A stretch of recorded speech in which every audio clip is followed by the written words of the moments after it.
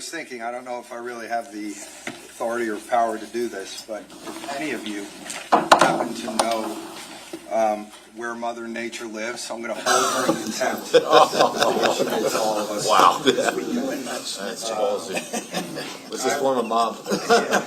I want to thank you all for making it in this morning. Obviously, it's a difficult morning. It's a lot to do.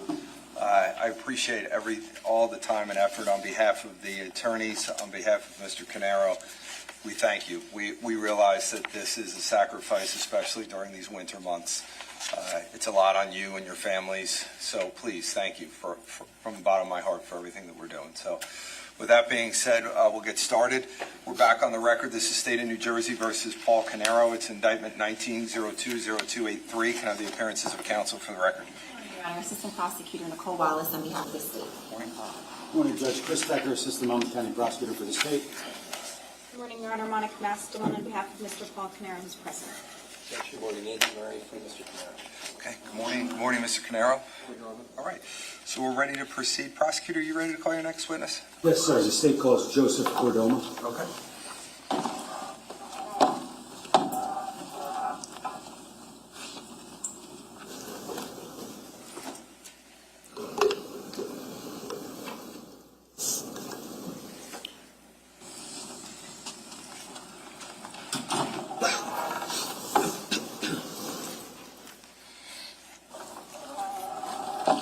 Sir, just watch your step. Can you put your left hand on the Bible and raise your right hand? Do you solemnly swear or affirm to tell the truth, the whole truth, and nothing but the truth, so help you God? Yes. Can you state your full name, once you're seated and comfortable, can you state your full name for the record and spell your last name, please? It's Joseph Cordoma, C-O-R-D-O-M-A. All right, thank you, sir. Prosecutor, whenever you're ready. Thank you, Judge. Thank you. Good morning, sir. Morning. Can you tell us where you currently work? I am currently employed by Cedar Crest College in Allentown, Pennsylvania. Okay. And what is it that you do there? I am the manager of the Expert Witness Training Center and Crime Scene Laboratory. Now, approximately how long have you worked there? Since September of 2025. Okay. Now, prior to starting your employment there, where were you employed? With the Monmouth County Prosecutor's Office. Okay. Now, approximately how long did you work for the Monmouth County Prosecutor's Office? Approximately 8 years. Okay. Now, as far as your specific assignment at the Monmouth County Prosecutor's Office, can you tell us about that? Yes. Since my employment there, I was assigned to the Forensic and Technical Services Bureau. Basically assigned to doing crime scene investigations for that unit. Can you just tell us what year you joined the Prosecutor's Office? It was in 2017. Okay. And during the course of your employment from 2017 to your retirement, did you always work in that unit? With Monmouth County, yes. Now, I want to ask you about law enforcement experience that you had prior to the Monmouth County Prosecutor's Office. Can you run that down from the beginning of your career? Yes. I was employed by the Hudson County Prosecutor's Office in 2000. I was there until 2004. While employed there, I was assigned to the Homicide Squad, where I took part in investigations pertaining to all major crime investigations, and also began my training in conducting crime scene investigations and arson investigations. After 2004, I then transferred down to the Burlington County Prosecutor's Office, where I was assigned to the crime scene investigation unit, where I also took part in crime scene investigations and arson investigations.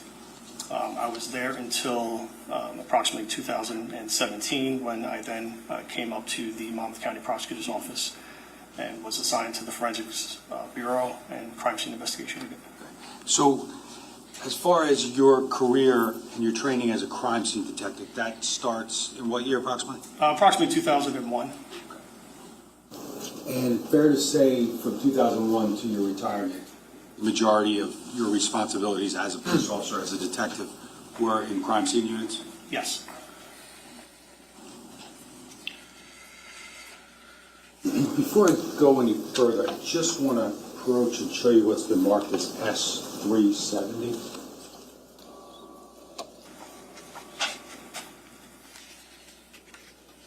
Do you recognize that? Yes. And what is that? This is my CV.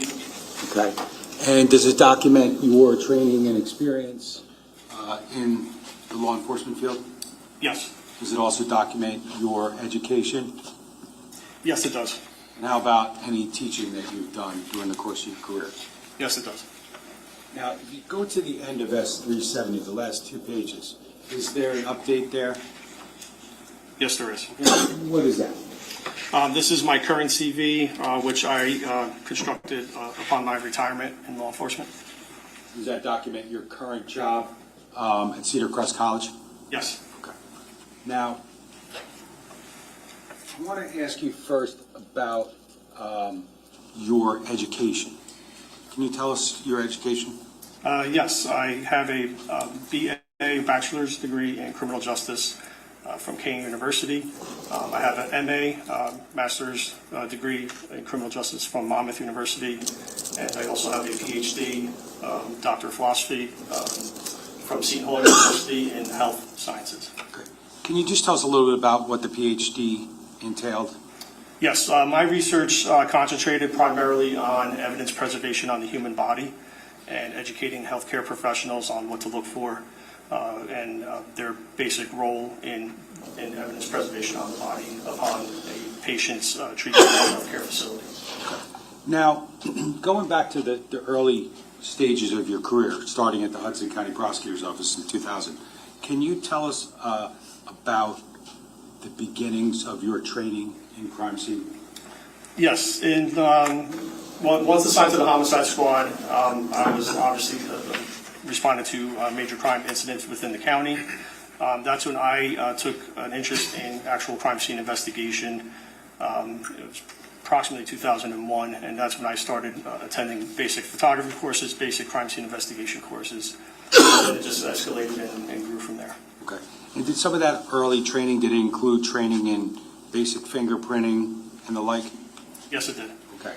And you said photography, right? Yes. Now, would any of the early trainings in crime scene processing, would they include any instruction regarding documentation of a fire scene? Yes, only because a fire scene is a crime scene. Now, you said back in your time with the Hudson County Prosecutor's Office, did you respond to fires? I did.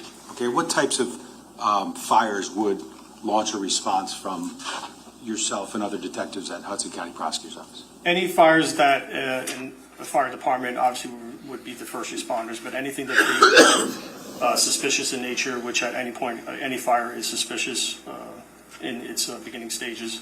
But suspicious fires, small, large scale, it depended on the actual call from the fire department, I'm sorry. And did the beginnings of your crime scene training, did that continue in 2002? Yes. Okay. If at any point you need to refer to your CV, just let us know, okay? Can you talk about the training you had in 2002?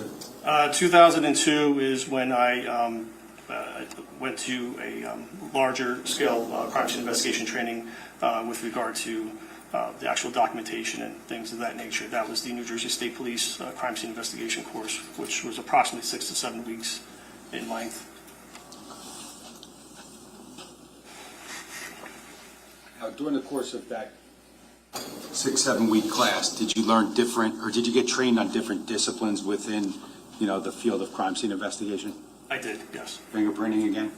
Fingerprinting, photography, different types of photography, developing film, things of that nature, actual crime scene processing, assessing the scene, things of that nature. Now, in 2002, did you also receive training in fire investigation specifically? I believe it was in 2002. Okay, if you need to take a look at your CV just to refresh your recollection. Thank you.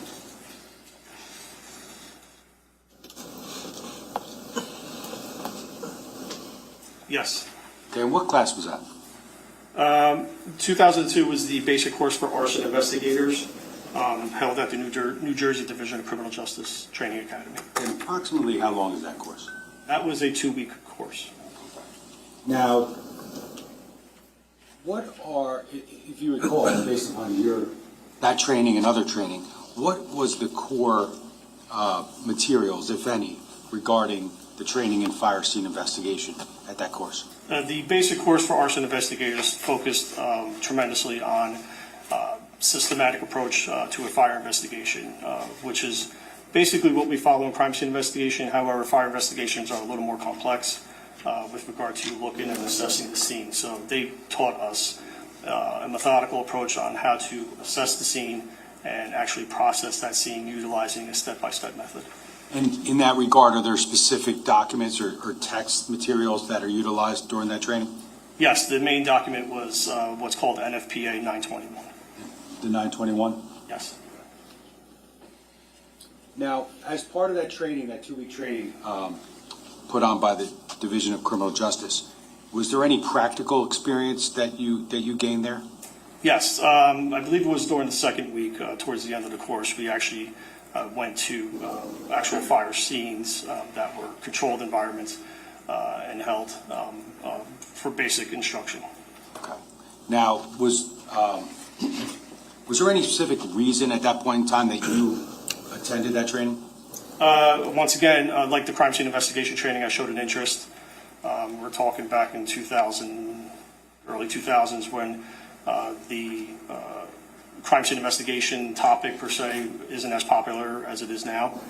So once my supervisors at that time knew I had an interest in it, they did not hesitate and they allowed me to attend that training.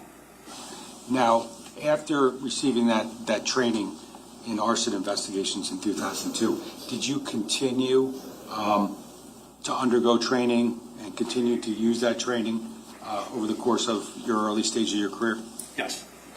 Now, would your CV document trainings that you've undertaken starting in, say, 2004? Yes. Okay. Can you tell us about that? In 2004, I went to a juvenile fire setting and Bob Macon course, which basically touched upon juveniles partaking into types of incendiary fires or incendiary events. Going from there, I went to a weapons of mass destruction, crime scene management course, and that was back in 2004. And then going beyond that, there were several other courses. Okay. Now, from that time frame, let's just say from 2002 to 2010, were you also responding to fire scenes? I was, yes. Okay. Now, from 2002 to 2004 would have been in Hudson County, correct? Yes, 2004, yes. Okay. And then from 2004 to, say, 2010 would have been where? In Burlington County. Now, were you utilizing the training that you had received and the instruction regarding the 921 and systematic fire investigations? Yes, always. At that point in time in your career, were you drafting origin and cause reports? If requested, I had the ability to, but I only recall drafting one origin and cause report in Hudson County. Okay. Now, I want to draw your attention to around 2010. Did you receive advanced fire and explosive training? I did. Okay. Where was that? That was through what's called CFItrainer.net. It's an online platform. That was fire and explosion investigations utilizing NFPA 1033 and NFPA 921. And what's NFPA 1033? You mentioned 921 already. What's 1033? Yes, 1033 is a standard publication that provides standards with regard to arson investigators and their qualifications and requirements, as opposed to NFPA 921, which is a guideline publication that provides guidance on how to actually conduct arson investigations and fire investigations per se. Okay. Now I'm looking at page 4 of your CV, and it documents the year 2010, correct? Yes. And you talked about the fire and explosion investigation class, correct? Yes. Were there other trainings with respect to either hazardous materials or fire investigations? Yes, once again, just showing the interest, and my supervisors allowed me to do so. I attended training with regard to chemical, biological, radiological, nuclear, and explosive training awareness course sponsored by New Jersey State Police. Another hazardous materials awareness course by the New Jersey State Police. And then proceeding from there, a cause and origin course. It was basically focusing on a systematic, methodical approach, once again guided by NFPA 921 on how to conduct fire investigations. That was with the Burlington County Fire Marshals.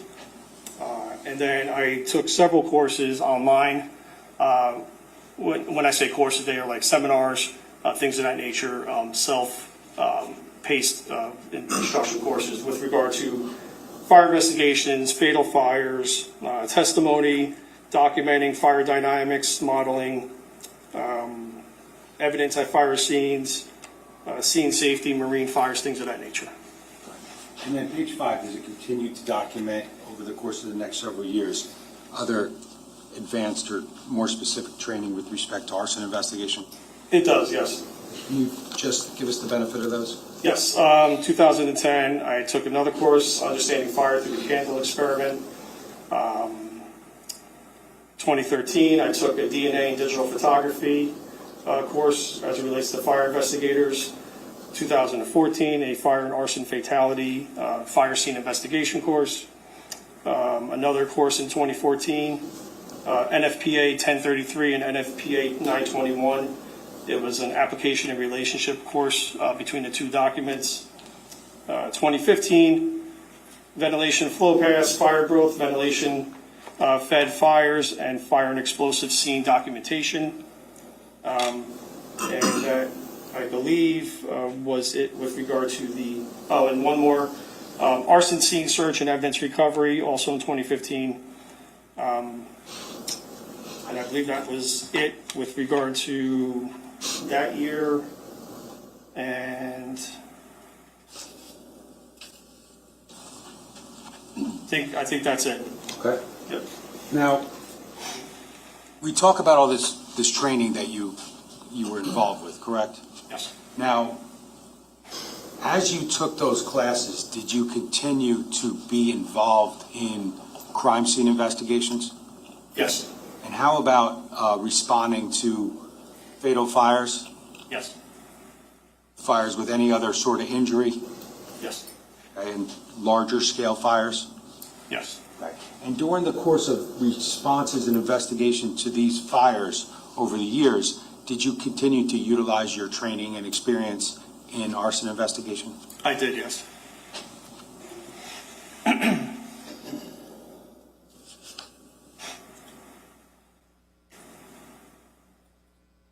Now, I want to ask you about whether or not you've ever served on any task forces relating to fire investigations. Okay, and can you tell us about what that was? Working in Burlington County, I developed a relationship with the ATF at several occasions, and then I was actually approached by an ATF personnel about joining an ATF arson task force, and that was, I believe, back in 2013. So I received the approval from my supervisors at Burlington County at the time, and was a member of that task force. Okay, can you tell us about your role in that task force and whether it included origin and cause investigations? Sure. The major role that I had with that task force was actual documentation. Once again, being involved with the crime scene investigation unit, I had a large amount of training with regard to crime scene documentation. And as I mentioned earlier, fire scenes are, in essence, a crime scene. So ATF I basically liked what I saw, or liked what they saw, I guess, and invited me to join that task force for that purpose, in addition to my training in arson investigation as well. So while responding to scenes with the ATF, which were a few, I also responded to scenes within Burlington County as well, and actually outside of the county, and my primary role was for scene documentation, but with my training in arson investigation, it kind of assisted them as well, because I could actually partake in origin and cause investigation, not necessarily writing the reports, but actually providing an opinion, which is part of the guidelines of NFPA 921. Okay. Now, I think you may have said it, but just to be clear, while a member of this task force, are you responding to fires only in Burlington County? With the task force, no. That gave me the ability to go outside of the county. But I also responded to fires within Burlington County, obviously, as well. Now, did you also, during the course of your time with the ATF task force, were you also handling, God bless you, handling crime scene investigations within Burlington County? Yes, Things that were not fire-related? yes. Is that your primary role? Now, I know it's probably hard to do, but is it possible to estimate the number of, homicide and/or shooting spree, crime scenes that you've responded to in your career? Homicide and shootings. Yeah, for instance. Being in a crime scene investigation unit and taking part in crime scene investigations since, I would say, even before 2001 in homicide squad. So 25 years experience being on call right out of the academy, I would say hundreds. Now, how about arson or fire scenes? Same thing. I primarily took part in responding to fire scenes largely after 2000, so I would say in the 2002 area, once getting or completing the basic course for arson investigators. It's hard to give a number. I never gave myself the luxury of counting how many responses I made throughout my career, but if you want to say 100, over 100. Okay. Now, during the course of those responses to those fire investigations, were you always involved in, at least to some extent, the origin and cause determinations? Yeah, and that approximate number I gave you, that I was always part of the origin and cause investigation, because anybody with arson investigation training should recognize the fact that we abide by NFPA guidelines in arson investigation, which talk about a systematic approach and utilizing opinions of other outside trained personnel in your origin and cause determination. Now, you talk about utilizing the opinions of others. Is fire investigation primarily, is it an individual task, or is there a team approach? Definitely a team approach. Now,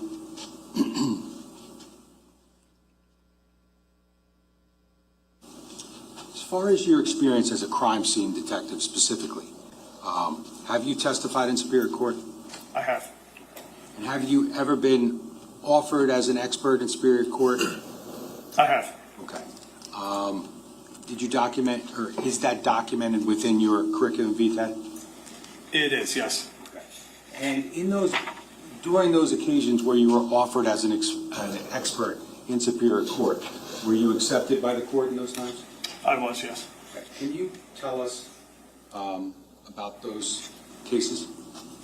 I don't have particulars about the actual case itself, but the expert witness qualifications that I did receive in Superior Court were in crime scene investigation, crime scene diagramming, bloodstain pattern analysis, and crime scene analysis. Now,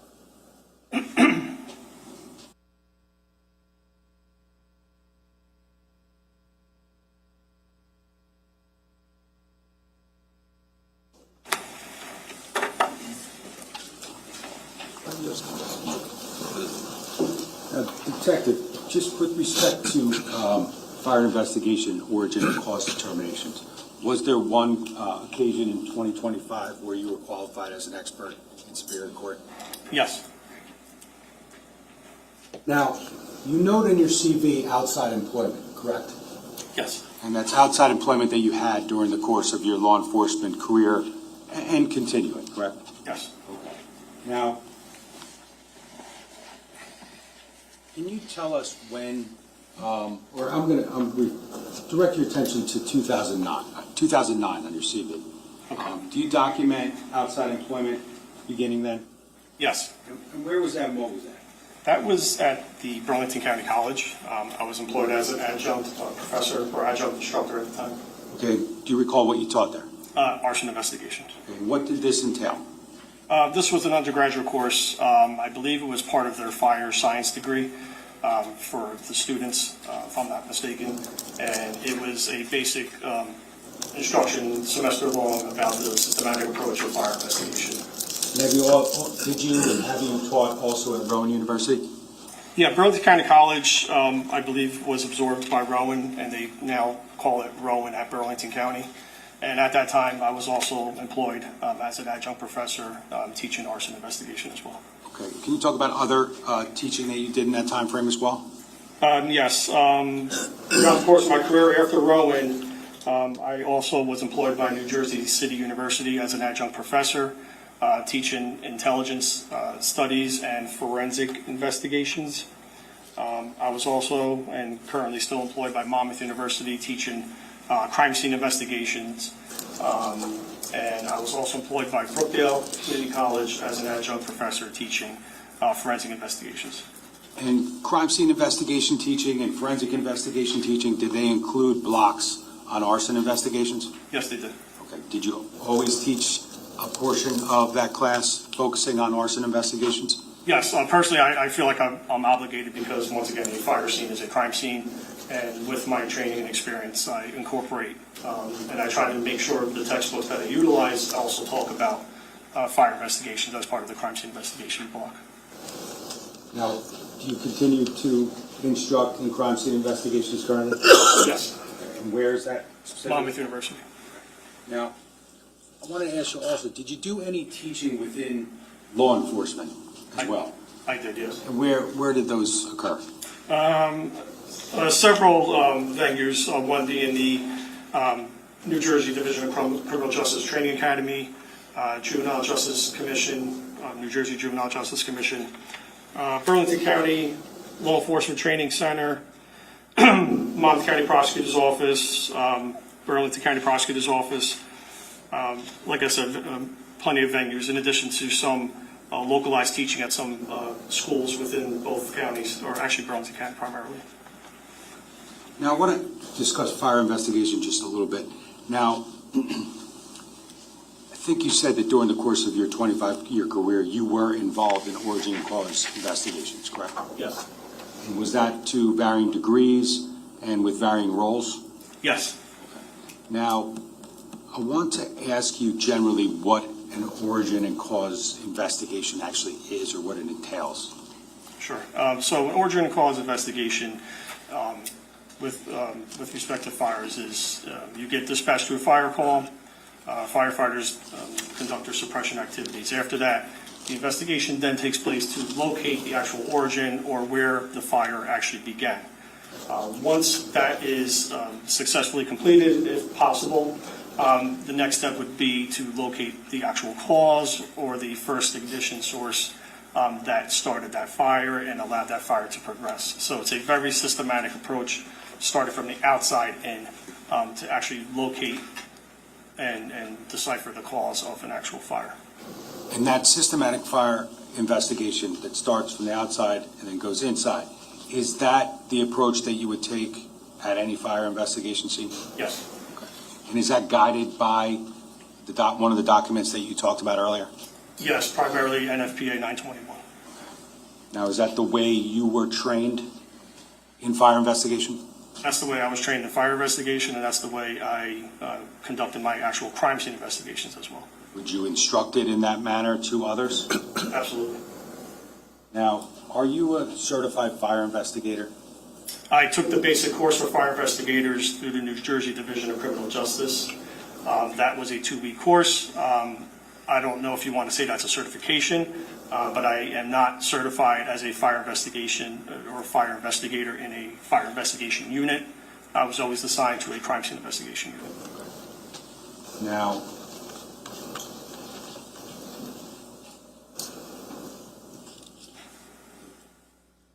are you familiar with, the actions of digging out certain scene locations at a fire? Yes. Okay, what is the purpose of that? So when looking at and assessing a fire scene, you're trying to look for the lowest area of burn or burn patterns. So digging out a fire scene is a task that you would typically do at a fire because you want to look for fire patterns. Fire scenes are very different than crime scenes with respect to cleanliness. Fire scenes are wet, they're dirty, they're dark. So you're looking for specific patterns with respect to the fire, whether there's smoke, soot, actual burn pattern. So in essence, you have to dig around and actually clean that area to look for the lowest point of burning, possibly maybe to rule out other specific causes like ignitables or things of that nature. So digging out is one of the main things you have to do at a fire scene. And when you're looking to find those patterns, the point of finding the patterns and kind of like the area of lowest burn indications, what is the purpose of doing that? Why are you doing that? Because that area could give you or lead you to the area of origin of the fire. Now, again, just to be clear, during the course of your career in law enforcement, have you utilized the systematic method in order to make origin and cause determinations? To assist in origin and cause determinations, yes. And is that important, the actual role of the idea that you're assisting and not always making a singular determination? Yes.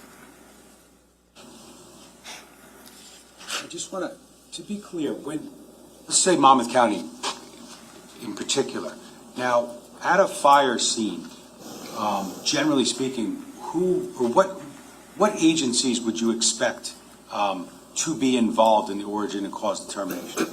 Within Monmouth County, it was always the Monmouth County Fire Marshals. Okay. And are there sometimes outside resources or outside agencies that are asked to assist or offered to assist in larger fires? Yes. Okay, like who? You would have the state fire marshals, personnel that would respond, and on occasion, you would actually have ATF personnel respond as well. Judge, at this time, the state offers former Detective Joseph Cordoma as an expert in the field of fire investigations and more specifically origin and cause determinations.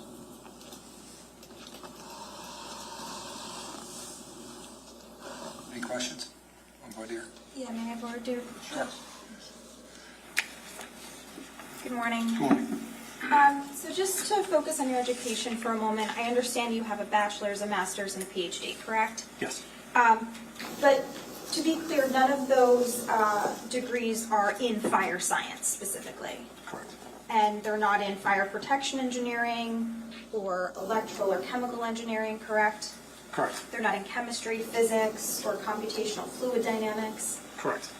And your PhD in health sciences did not involve anything related to fire behavior, combustion, or fire modeling, correct? Correct. And your experience, turning to your experience, so you essentially spent 25 years as a detective in law enforcement, correct? Yes. And you started with Hudson, then you went to Burlington, and then you went to Monmouth County. Yes.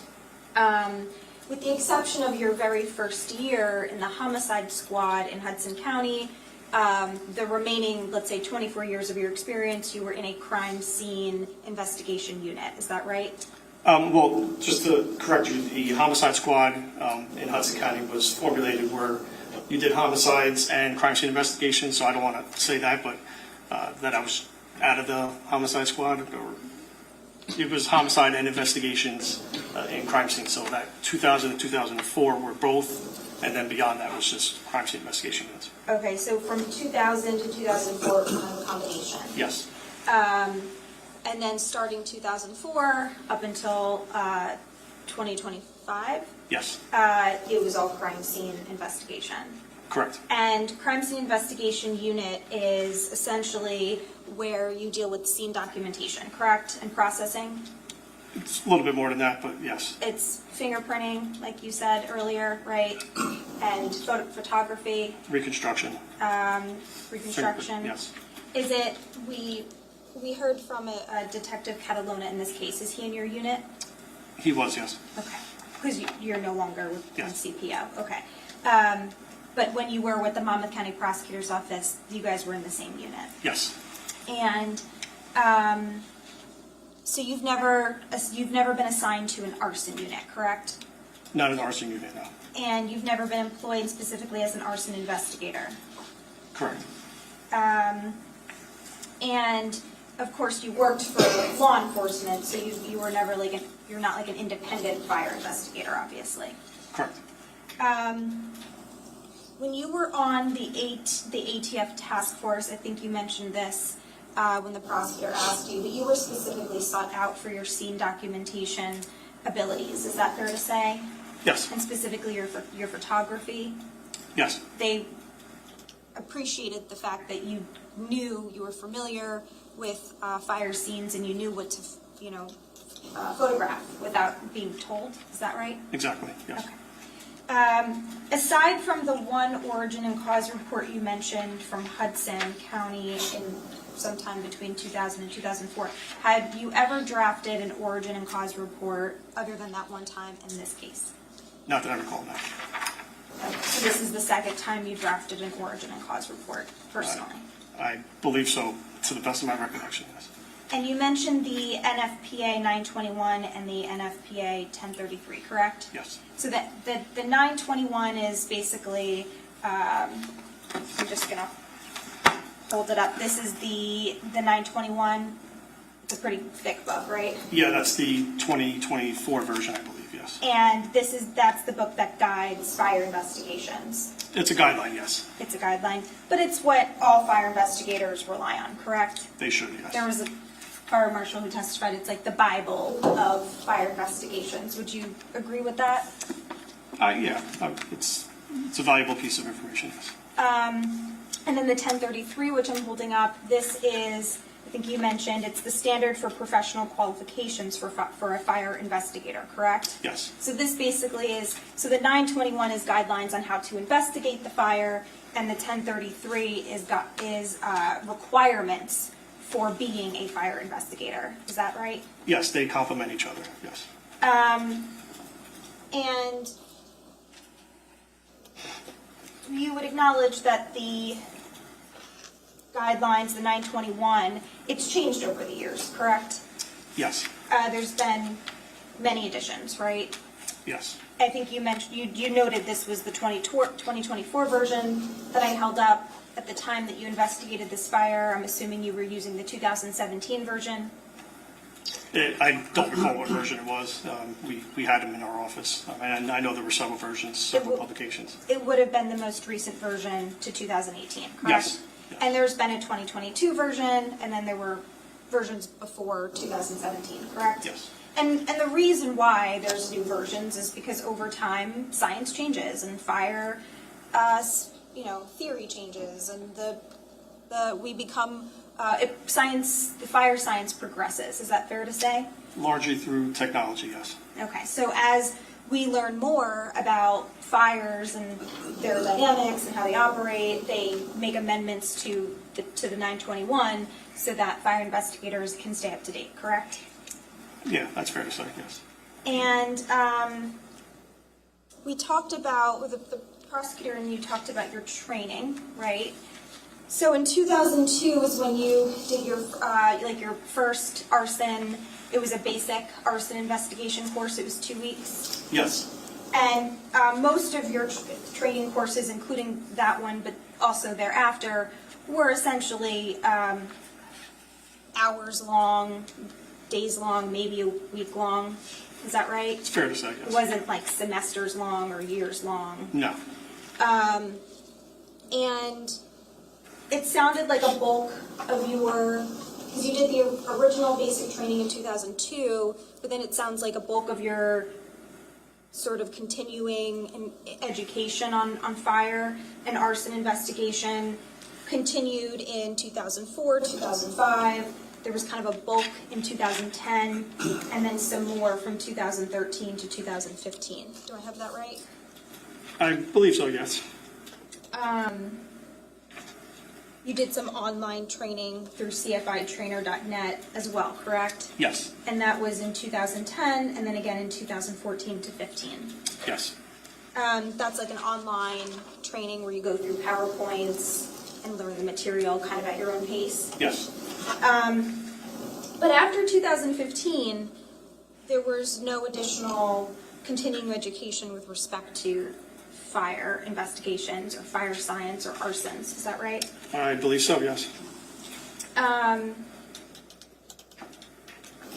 But with respect to the 1033, which you're familiar with, and specifically Chapter 4, it does indicate that fire investigators shall remain current in certain fields of fire science and fire investigation, and more specifically, shall complete 40 hours of continuing education every 5 years.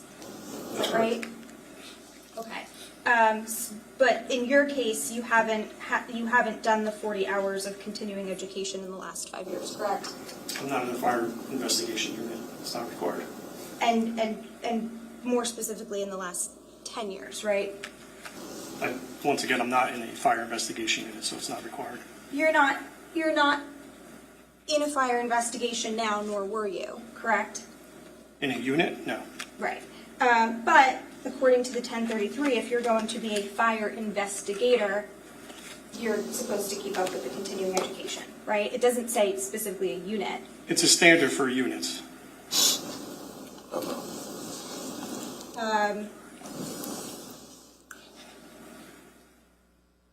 But you are being offered as a fire investigation expert here today, correct? I'm being offered as partaking in a fire investigation, yes. And specifically an expert in fire investigation, origin, and cause, right? Yes.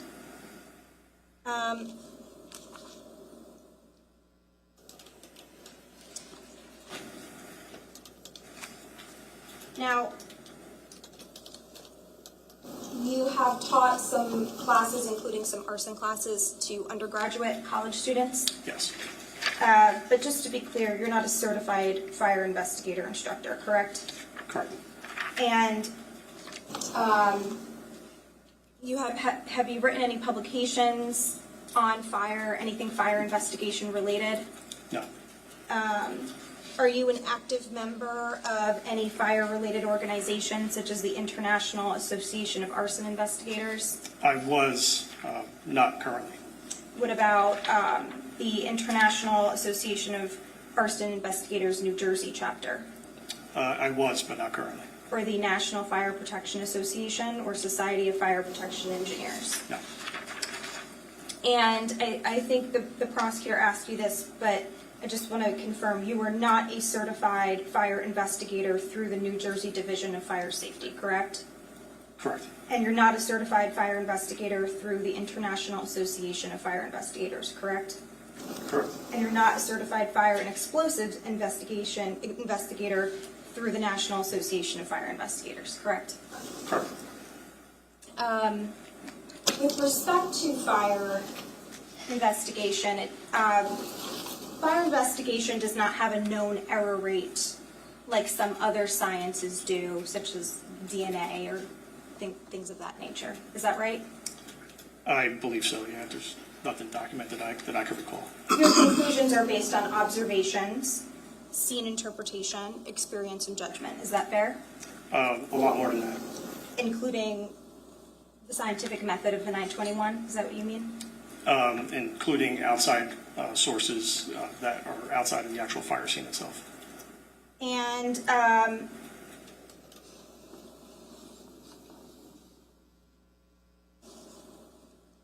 there's no mathematical formula that can verify whether your ultimate conclusions are correct or not. Well, this is one of the reasons, in my opinion, why NFPA 921 has been revised so many times, is that the technology changes. So mathematical formulas, I would tread very lightly on. Fire dynamics, fire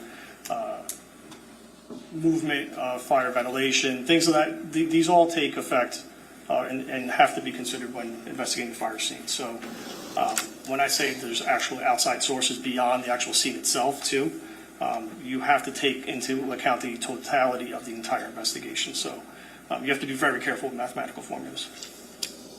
Right. So, as you mentioned, that's why the NFPA has been updated so many times, is because science evolves, fire science evolves, we learn new things, and it becomes memorialized in the NFPA 921. Is that right? Yeah, and that's also why NFPA also, once again, considers the totality of the investigation, not just the fire scene itself. Sure.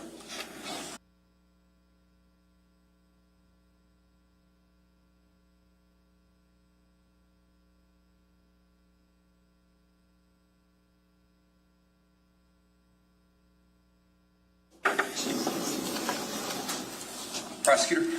Thank you. Detective, you were asking questions about certain credentials or certain certifications that you do not have in the state of New Jersey, correct? Yes. And you talked about, let me ask you this. Is there a reason why you never became a certified fire investigation despite 100-plus fire scenes? As much as I wanted to, timing didn't cooperate, being in the crime scene investigation unit full-time, in addition to teaching outside employment, and manpower within our organizations just never cooperated with my timing and my desire to go and pursue those types of certifications. I think you said it at least once or twice. In reference to the NFPA 921, you referenced things outside of the actual fire scene or things that were not necessarily specific to fire dynamics themselves. What were you referring to? In fire investigation involves a lot of scene work and actually scene work and work outside of the scene, I should say. So as with any investigation, you cannot just rely particularly with the scene with big specifics pertaining to fire scene investigations because those scenes are very difficult to examine. Fire patterns, like I mentioned earlier, are difficult to examine. So you have to incorporate outside information that you may receive from outside investigators with relation to that actual fire call itself. Now, just to be clear, Ms. Mestalone asked you about fire trainings in 2002, 2004, 2005, 2010, and then 2013, 2015. Every time you obtained further knowledge or training in fire science, did you then go and use it at actual fires? I did, in addition to actually teaching it and utilizing my own research with regard to prepping for my classes, because I was teaching arson investigation, fire investigation type of courses, both at colleges and at police academies. Was there ever a point during the course of your approximate 25-year career in law enforcement, maybe absent the first year, where you weren't responding to serious, potentially fatal fire investigations? I would say since going to that basic course for arson investigators, I believe in 2002, I think I said, to the day I retired in law enforcement, I was going to fire scenes in addition to crime scenes. And every time you responded to a fire scene in that time frame, were you involved in origin and cause determinations, whether or not you had actually drafted an origin and cause report or not? I always provided my opinion about those investigations, yes. And did the ATF, did they utilize your opinions and your knowledge outside of just photography during the course of your time on that task force? Yes. Judge, I have nothing. Ms. Messalone, did you want to add anything based upon those questions? No, Judge, thank you. Okay.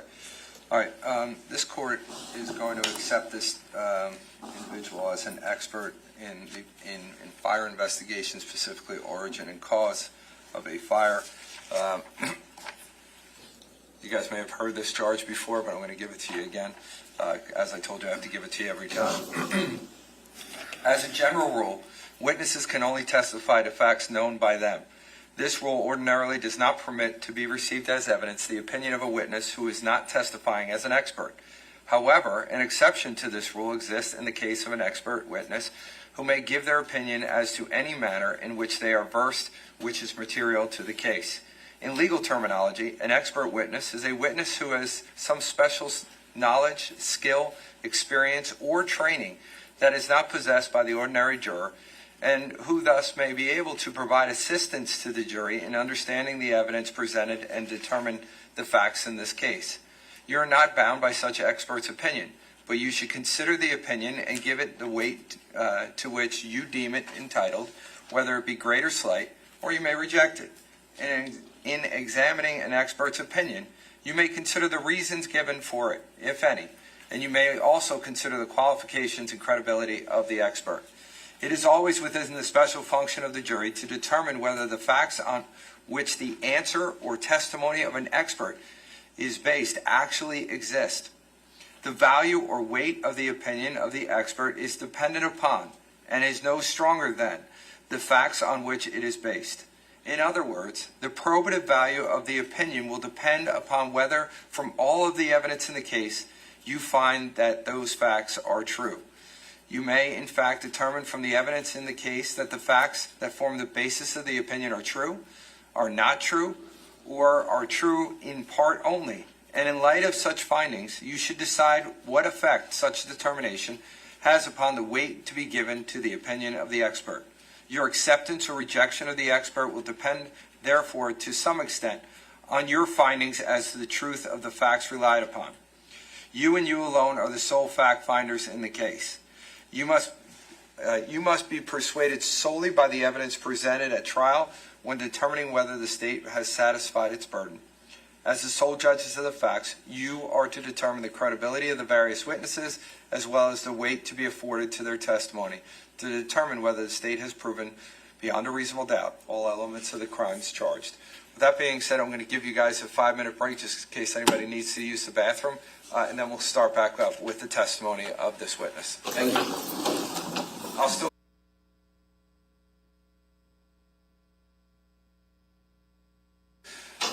Prosecutor, go ahead. Thank you, sir. Mr. Cardinal, I want to talk to you about whether or not you recall on November 20th, 2018, being asked to respond to a particular location. I do, yes. Okay, where was that? 15 Willow Brook in Colts Neck. Okay, do you recall approximately what time you arrived at 15 Willowbrook in Colts Neck? Approximately 1:30 in the afternoon. Okay.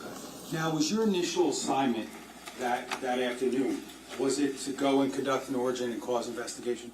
It was not. Okay. Now, what was the reason for your response? I was asked to respond there to assist another crime scene investigator that was out there. Now, did you draft reports in this case? I did. Okay. Do you recall approximately how many? 3. Okay. Now, was one of those ultimately a origin and cause report for 15 Willowbrook in Colts Neck? Yes. I'm just going to approach for purposes showing you this for identification. Do you recognize that? Yes. What's that? This is my supplemental technical report for the fire investigation origin and cause at 15 Willowbrook. I'm sorry, can you give me the number again? 15 Willowbrook, I'm sorry. No, the number of the exhibit. Oh, S-371. 371, thank you.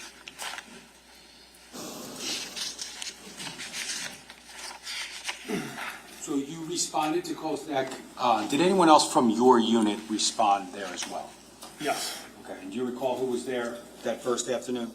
Detective Robert Flanagan, I believe, was the first investigator from the crime scene unit. Myself and then Sergeant Ryan Muller and Detective Stephen Vogt.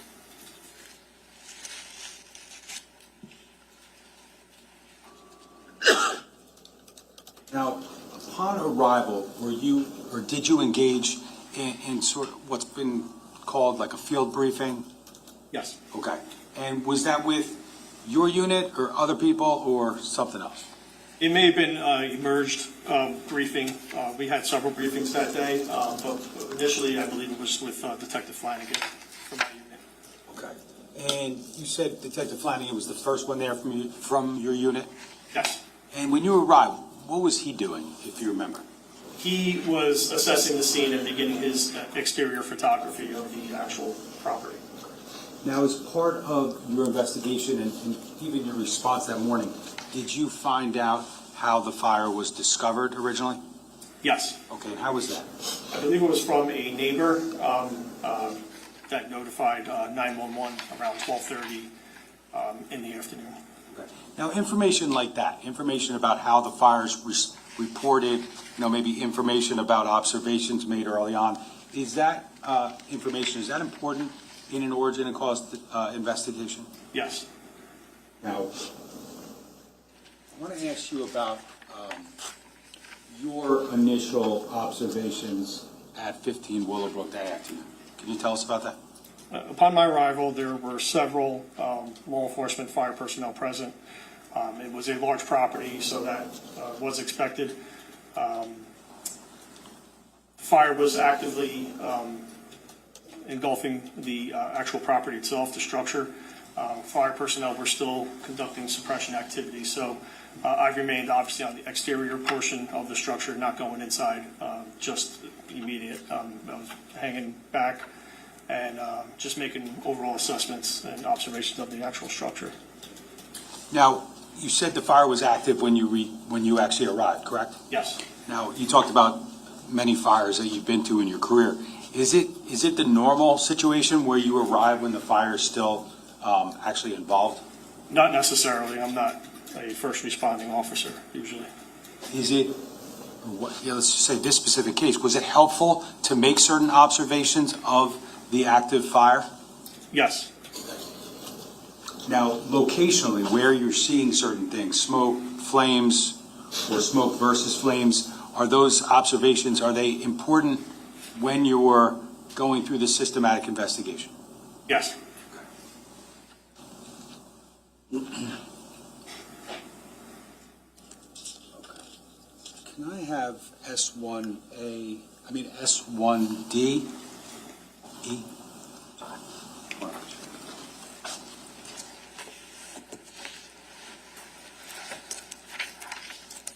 S1E.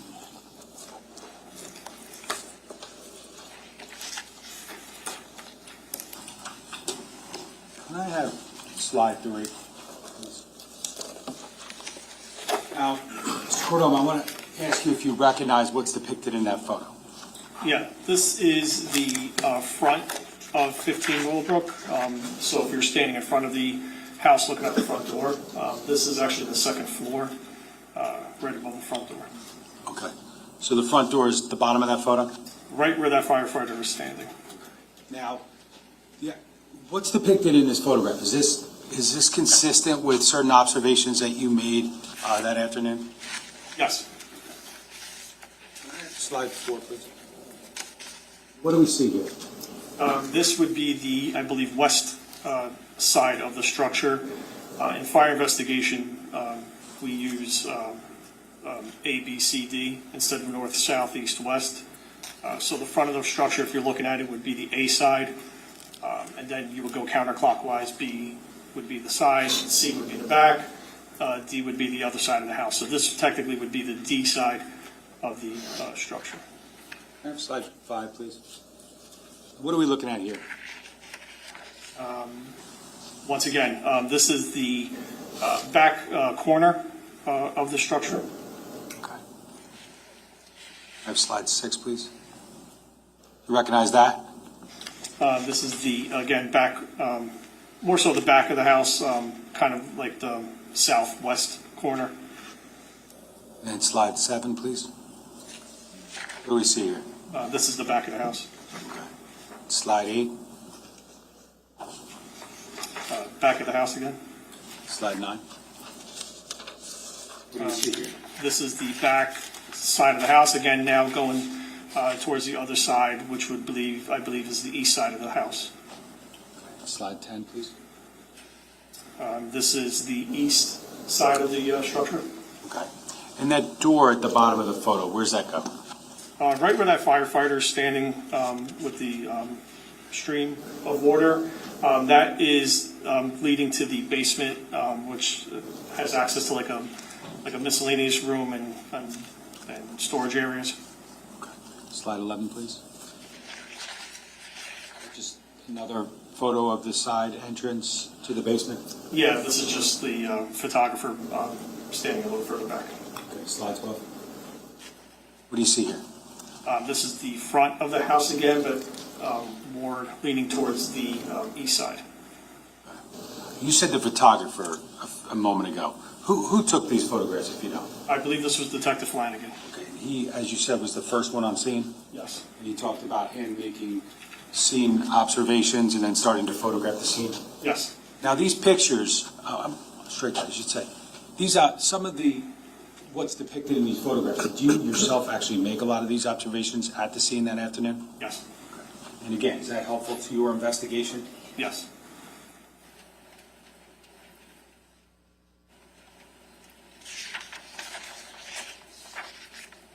Now, with respect to that briefing with, either major crimes detectives or members of your unit.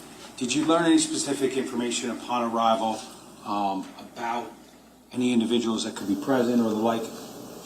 Yes. Okay, and what was that first? I was made aware that there was a deceased male outside of the residence along the northwest corner of the structure, in addition to additional deceased individuals inside of the structure.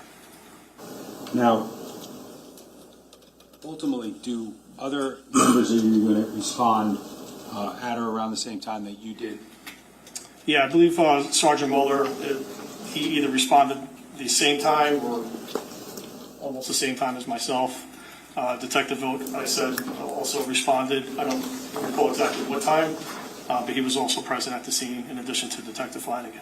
Okay, so briefing with your unit, major crimes, you learned some factual information, correct? Yes. Okay.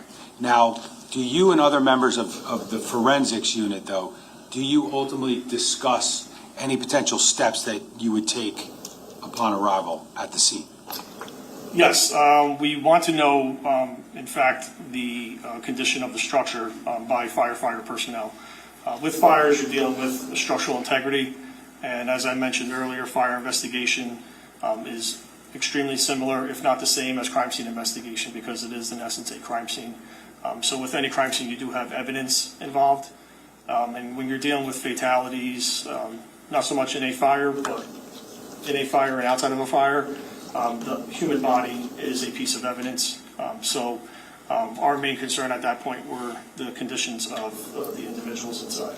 Okay, so you receive information that there are structural integrity issues to the house, correct? Potentially, yes. Potentially. So based upon that and based upon the discussions with respect to the bodies and that being evidence, what, if anything, did you and the members of your unit decide to do? We removed the bodies. And who specifically was involved in that, if you recall? All members of the crime scene unit. Were your efforts photographically documented? To the best of their ability, yes. And who was actually taking the photos, if you remember? Detective Flanagan.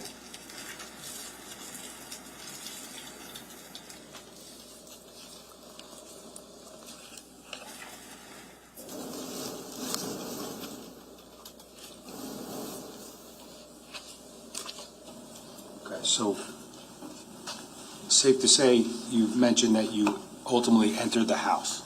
Yes. Okay, now, as far as the conditions go, what were they like upon your entry? It was still an active fire.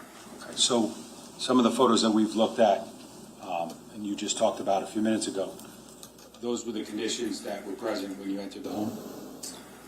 I would say very close to, yes. Do you recall, generally at least, where the victims were located when you entered the home? Yes, I believe fire personnel removed one victim, and then there was another victim inside the front door as you approach the, I guess, the foyer area. You're walking in, so to the left, and then there was another victim in the kitchen area to the right as you proceeded inside.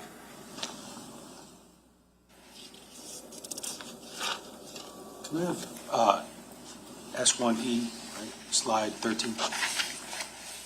Do you recognize that photo?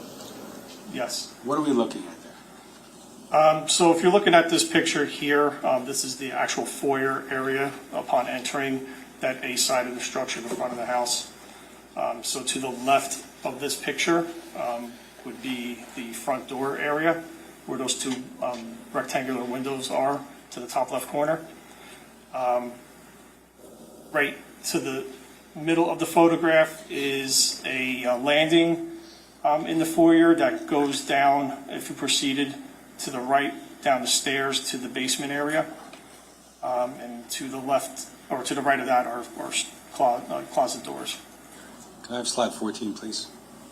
What do we see here? This is now looking at the closet doors to the left. Straight ahead is a hallway that takes you deeper inside the house, and to the right is additional rooms. This is all in that foyer area still. Slide 15. What do we see here? Back similar to that first photo that you showed me, where that yellow blanket is the area of the victim in the foyer area, right to the left of those closet doors. So fair to say these photographs were taken before you and other detectives actually removed the bodies from the home? Yes, as with any piece of evidence in crime scene investigation, rule is to photograph before you move, so you can memorialize the actual scene as it is presented to you upon your arrival. So at every effort possible, we try to photograph anything we touch. Can I have slide 16, please? What are we looking at here? This is the same area. Fire suppression has been completed. You can notice the smoke and steam are eliminated at this point. So this is that general area in a much, I guess, controlled environment at this point. Can I have slide 17, please? Again, what are we looking at here? Same thing, just a different angle. You can see the landing with the stairway going down, kind of like in the center of that photograph. To the left are those rectangular or square rectangular windows, the stairway leading to the second floor, and to the immediate right, lower right-hand side is the doorway entering the house. Can I just have slide 12, please? And just for purposes of like the orienting ourselves, those windows in the front of that, the right side of that photo, those are some of the windows we could see from the inside of the foyer. Yes.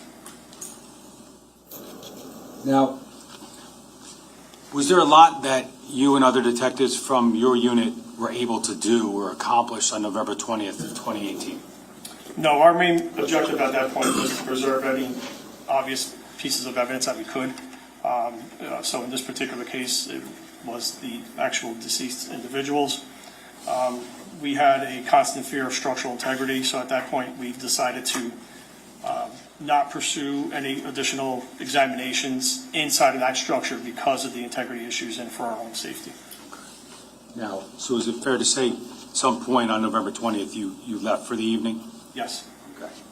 And as far as the scene goes, how was the scene secured overnight? Law enforcement maintains a visual of the actual structure and maintains scene security. Now, did you return to 15 Willow Brook at some point? Yes, the next day. Okay. Now, that next day, did you do anything that morning prior to responding to 15 Willow Brook? Yes, I did. Okay. And what did that entail? My supervisor, Sergeant Mueller, dispatched me to attend a post-mortem examination of one of the victims, which is an autopsy of one of the victims.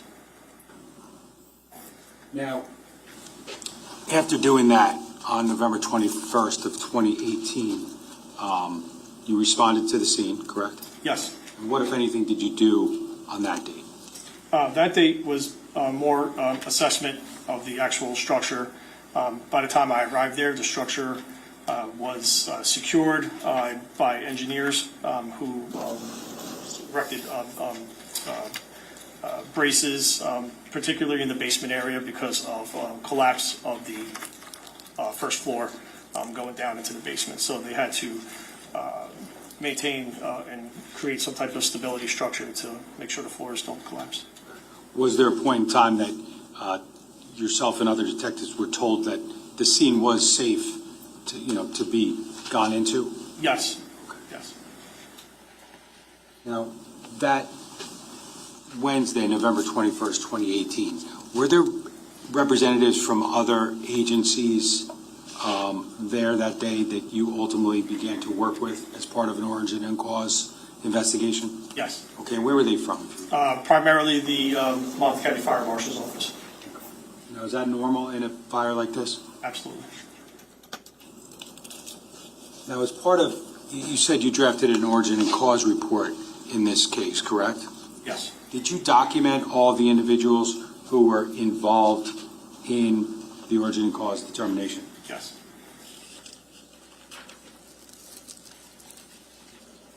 Now, as of November 21st, 2018, we're in conversations with your superiors. was it your understanding at that point in time you would be involved in that systematic fire investigation at 15 Willow Brook? Yes, that was one of my responsibilities. Did you have others also during the course of this investigation? I did. And what was another one of those? Analyzing and assessing particular stains within the residence. Now, you note in the origin and cause report,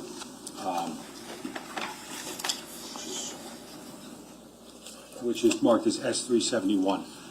Do you note the type of structure this is, the size, or anything specific about the location? Yes. Okay, and what is it that you documented with respect to the actual physical location?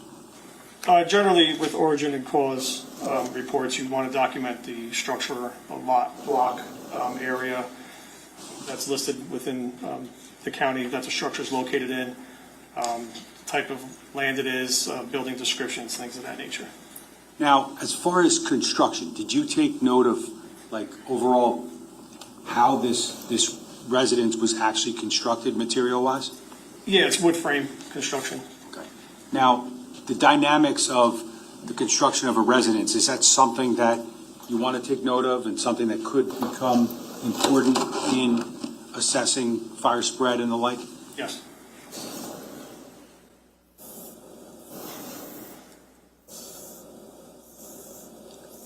I think you said this is obviously a large property, both the structure and the actual property itself, right? Yes. Were there any discussions with respect to other involved members of the investigative team on origin and cause as to how or where the investigation would actually begin, given the depths of the property? Considering the size of the property and what was located on the actual property itself, doing the overall exterior assessment, we noticed that the property had multiple sources of potential electrical energy coming into the house, such as a solar panel farm field along the west side, in addition to a generator, external generator on the outside. So at that point, we have to basically appreciate our limitations, and that's when we decide to, invite others that have more expertise in certain areas. You obviously mentioned electrical, correct? Yes. Now, was someone in particular ultimately brought in to assess the electrical as it was found at the scene? Yes. And who was that, and where were they from? It was Michael Abraham from the ATF. Okay.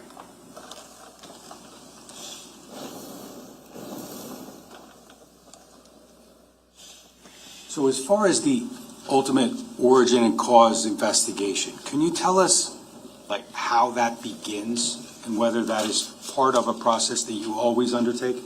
It's, once again, it's a systematic approach, as per NFPA 921. We work from the outside in. When I say we, it's myself in the crime scene investigation unit and outside fire investigators from the fire marshal's office that were there at the time, and ultimately ATF and state fire marshals who joined us.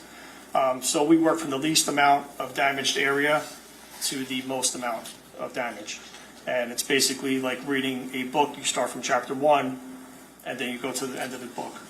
You don't start from the back. So working from the outside in, just like any crime scene investigation, least amount of damage to most amount of damage, and that's how our assessment begins. And so it's going to begin on the exterior, correct? Correct. Would that include observations of the electrical panel, Absolutely. the generator, Yes. the solar field, Yes. and the entirety of the perimeter of the residence? Yes. Now, you talked about how the scene was structurally secured, right? Yes. And who ultimately made the plans to make sure that was true? That would be the crime scene investigation unit and the engineers who assessed the scene and told us about the safety concerns. Okay, and the engineers are from where? Monmouth County. Okay. And did those Monmouth County engineers, were they involved in any other aspects of this investigation? We have engineers that would assist us with our crime scene investigations as well in terms of documenting drafting a floor plan, if you want to say, or a diagram of the actual scene. Just going to show you what's been marked as S285. Ask if you recognize that. Yes. What is that? These are floor plans and actual satellite view of the actual property itself. Those were ultimately diagrams that were created by the Monmouth County Division of Engineering. Yes.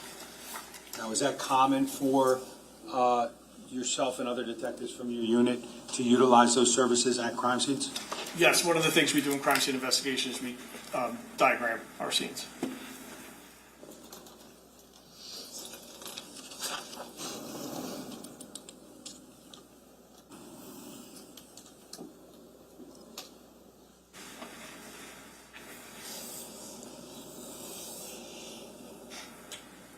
Now, you talk about beginning on the exterior of the property, but I wanted to ask you more generally, or maybe even more specifically, about the systematic approach that we've discussed a little bit this morning.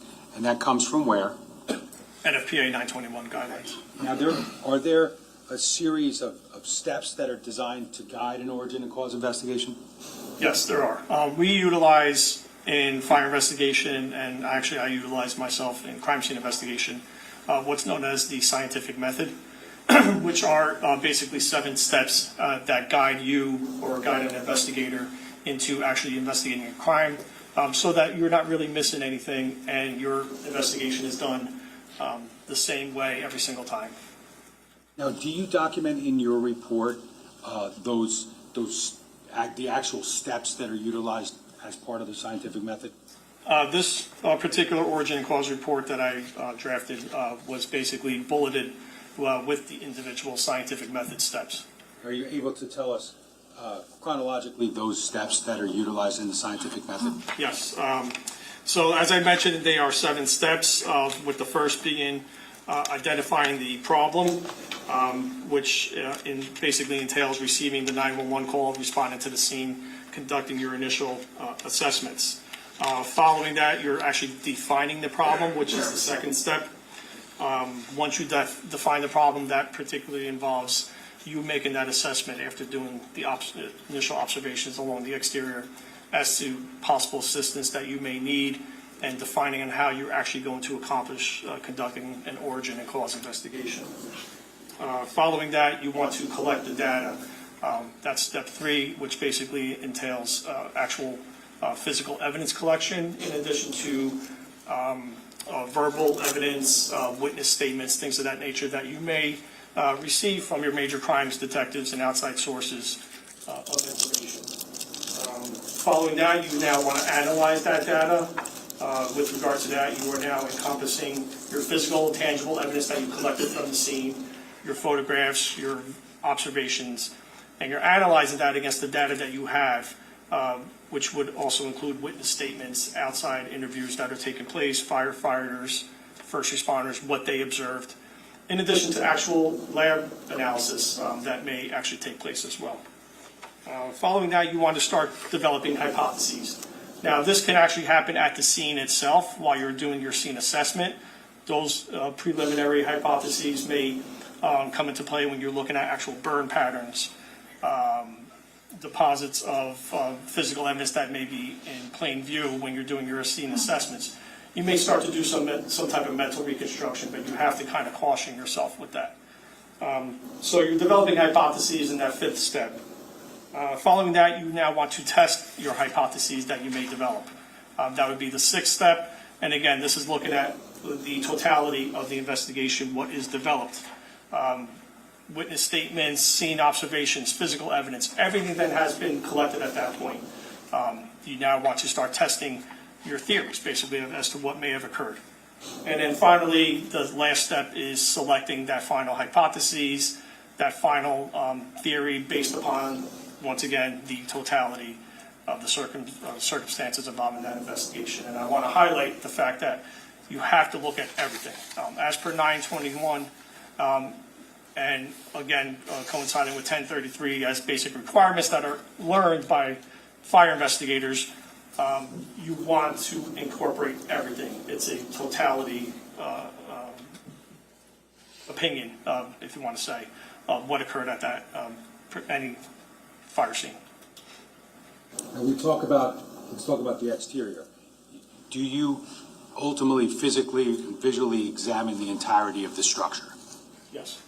And are you looking at utilities as well as the structure itself? Yes. And ultimately, before we go any further, ultimately, what are you trying to do by looking at the exterior? Well, number one, for safety purposes, you want to see if the structure is still energized, and that's usually conducted by the firefighters.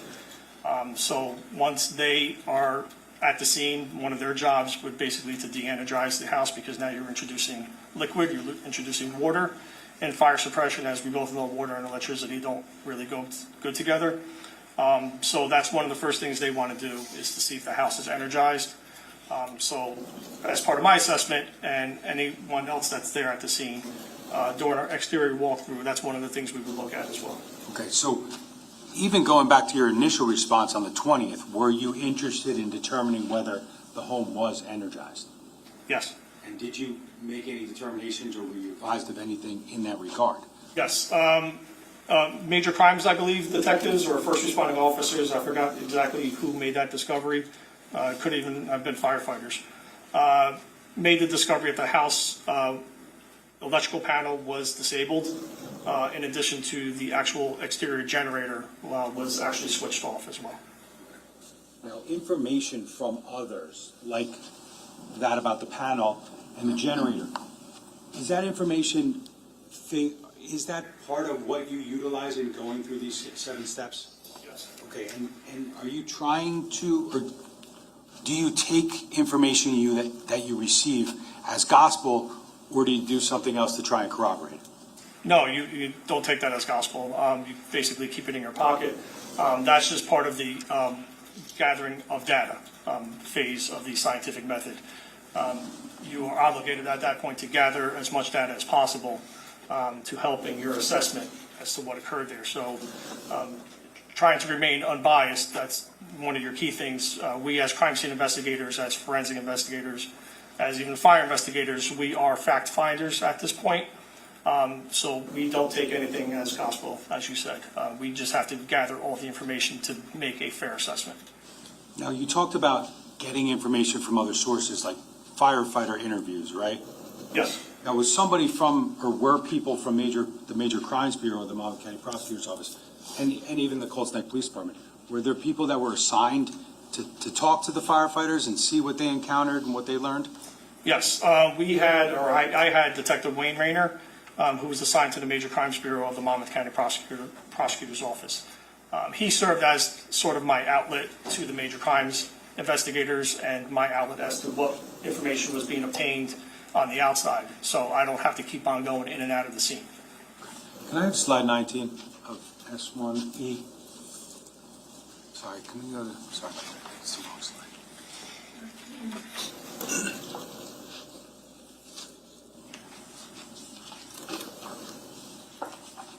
Can I have slide 21? Sorry. You recognize that? Yes. What does that show? This is the west side, kind of the northwest corner, if you want to say, of the actual structure. So the front of the house is to your left of this photograph. I have slide 22. And what do we see here? This is the electric panel out on that corner of that structure. Okay, and based upon your observations and interviews with firefighters and the like, was this the way that the panel was found on November 20th, 2018? Yes. Can I have slide 23, please? What is that photo show? This is just another photograph of that area showing the panel. I believe that's the panel face on the ground there, in between the bush there. Can I have slide 24, please? What do we see here? That's the actual meter, the actual electrical device that was disabled. Can I have slide 25, please? Just for purposes of perspective, do you recognize the photograph? Yeah, so again, you're looking at the northwest corner, so directly behind that tree in the front, in the center of that photograph. That is where that electrical meter and panel were located. and just beyond it on the grass, closer to the photographer here, where you have that tree that's kind of slanted down, that is your deceased individual that was located on the grass outside. You referenced the generator previously, correct? Yes. Did you make observations of the generator as part of the exterior assessment? Yes, I did. Can I have slide 26? You recognize that? Yes. And what is that? That is the generator. Okay. Now, this is another external source of power, correct? Yes. And again, you talked about determining whether electrical was present at the scene at the time of the fire call, correct? Yes. Is that part of the ultimate origin and cause determination as to, is that important?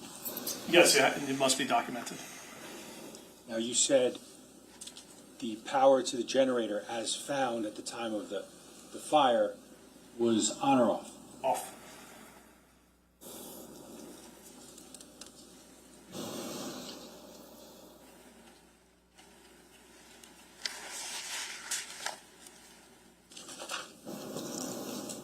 Now, did you also examine the solar panel array? I made my observations, yes. Okay. Now, did anyone else at a later date also make observations of this electrical panel, the generator, and the solar panel array? Yes, I believe firefighters did. What about anyone from the ATF? Michael Abraham. And he's the electrical engineer. Yes. Now, was there a point in time when you and others were satisfied on the exterior that you had not located any obvious sources of origin of this fire? Yes, yes. At that point in time, where do you go as part of your investigation? So now you take it inside. So once again, you work from the outside in. Once the outside, you're satisfied with that assessment, you can now proceed into the next step and work it inside. And where specifically did you and others go during the course of this initial interior investigation? Well, we determined, based on, again, structural integrity, that we want to go and enter the residence. So very carefully, we entered the residence. I forgot which door we actually went in at first, but once again, working from the least amount of damage to the most amount of damage, we focused primarily on the first floor.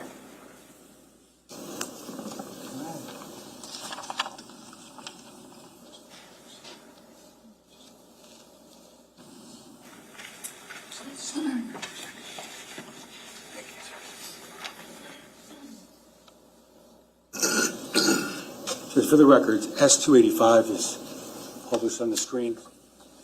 Any objection? No. Go to the first, okay, it's the first floor. Now,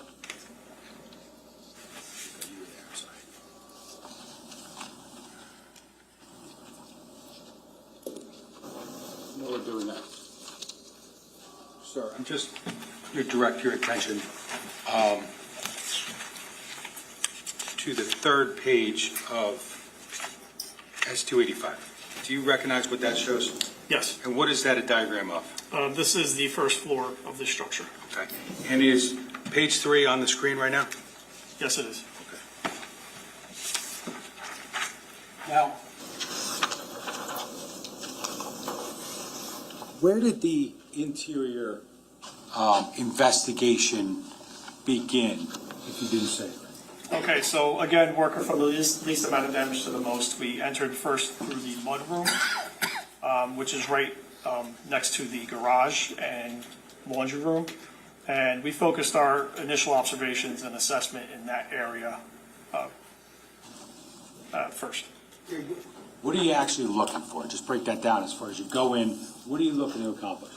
We're trying to see if there's any indication of fire originating in these areas. Again, least amount of damage to most amount of damage. So our assessment begins there, and all we observed there was just a lot of smoke damage. Now, based upon the observations of a lot of smoke damage, do you determine or you rule out any potential for that being the area of origin? Yes, there's no indication of anything triggering any type of first fuel being ignited in those areas. Now, I think you mentioned earlier, but you talked about being conscientious and not jumping to any conclusions in a fire investigation. Is that accurate based on what you said? But obviously, there are going to be certain rule outs as you go. Is that accurate? Yes. Okay. So you observe smoke and some fire damage, but you're able to say it didn't start here. Is that accurate? Yes. Okay. So you started in the mudroom. Where'd you go? Mudroom, garage, laundry room, that general vicinity in that area, in that top left corner. Okay. Were they consistent with what you discussed in the mudroom or different? They were all consistent. Once again, no evidence of any type of ignition source. Definitely combustibles in the area, so you have to take into account that fact, but nothing that was deemed as an area of origin for this fire. So you said you went through the garage, the laundry room, the mudroom. Where did you go next? I believe next was the kitchen. We kind of were following the same path. Okay. And what observations did you make in the kitchen? Kitchen, once again, smoke damage, heavy smoke damage in the kitchen area. Obviously combustibles in that location there, but in terms of fire and origin and things of that nature, this area was ruled out as any potential source of originating the fire. Now, did your interior inspection in that area, as you just said, does it include the kitchen, the sunroom, the dining room, and the office, that area? Yes, we would basically circle around that entire area, or we did. The kitchen island, made our way into the sunroom, the dining room, that actual office itself as well. And there was really nothing in terms of any evidence of the fire originating in that location, or those locations, I should say. Now, where do you proceed next from that area? Going back, you're in that area of the living room, foyer, hallway. We are starting to see, or I'm starting to see, some heavy fire damage, and this coincides with the same opinions as the other fire investigators there. Primarily in the living room and hallway. You also start to see the areas of structural collapse in that hallway area, that bathroom area, right in that center of the diagram, all within that vicinity of the foyer, bathroom, hallway location. You're starting to see a collapse of the structure, and when I say collapse, I'm talking about the actual floor area itself collapsing down towards the basement area.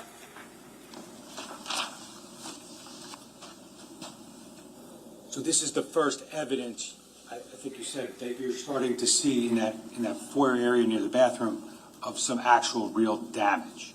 Yes, absolutely. That's floor damage, right? Yes. And based upon the floor damage, what are you thinking as far as, the fire investigation is concerned? It's that particular evidence, that physical evidence of observing the actual floor collapse is telling me that there is a lower part of that area of origin that's actually pointing down towards a lower area where that fire is originating from, because something caused that structural instability, and that something caused that decomposition of that material to collapse down. So based upon those thoughts that you have and you just described, do you immediately go down to investigate the basement? No. Okay, why not? No, because once again, we have to follow that systematic method, and I want to continue my first floor and even second floor analysis before pursuing down into the basement. So I want to keep that methodical approach. Okay, so where do you go next? Next, we made our way into the game room area. Same as the kitchen and sunroom, not real much to say in terms of structural damage, more like heavy smoke and soot damage there. But in terms of integrity and things like that, we focused, again, that hallway and bathroom foyer area. Okay. Did you finalize the observations within the first floor at that point? First floor, we were pretty, it was a consensus that the fire did not originate in that first floor area, and all the rooms of that first floor area were comfortably, at this point, eliminated as an area of origin for the fire. Okay, so at that point, where do you go next? We want to see what's upstairs on the second floor. Okay, and why? Again, working least amount of damage to most amount of damage. So, do you go upstairs? Yes. And what do you do when you're upstairs? Upstairs, we make the same type of assessments. We observe several bedrooms upstairs, a lot of smoke damage, heat damage, things of that nature, but eliminate all those rooms up there as an area of origin.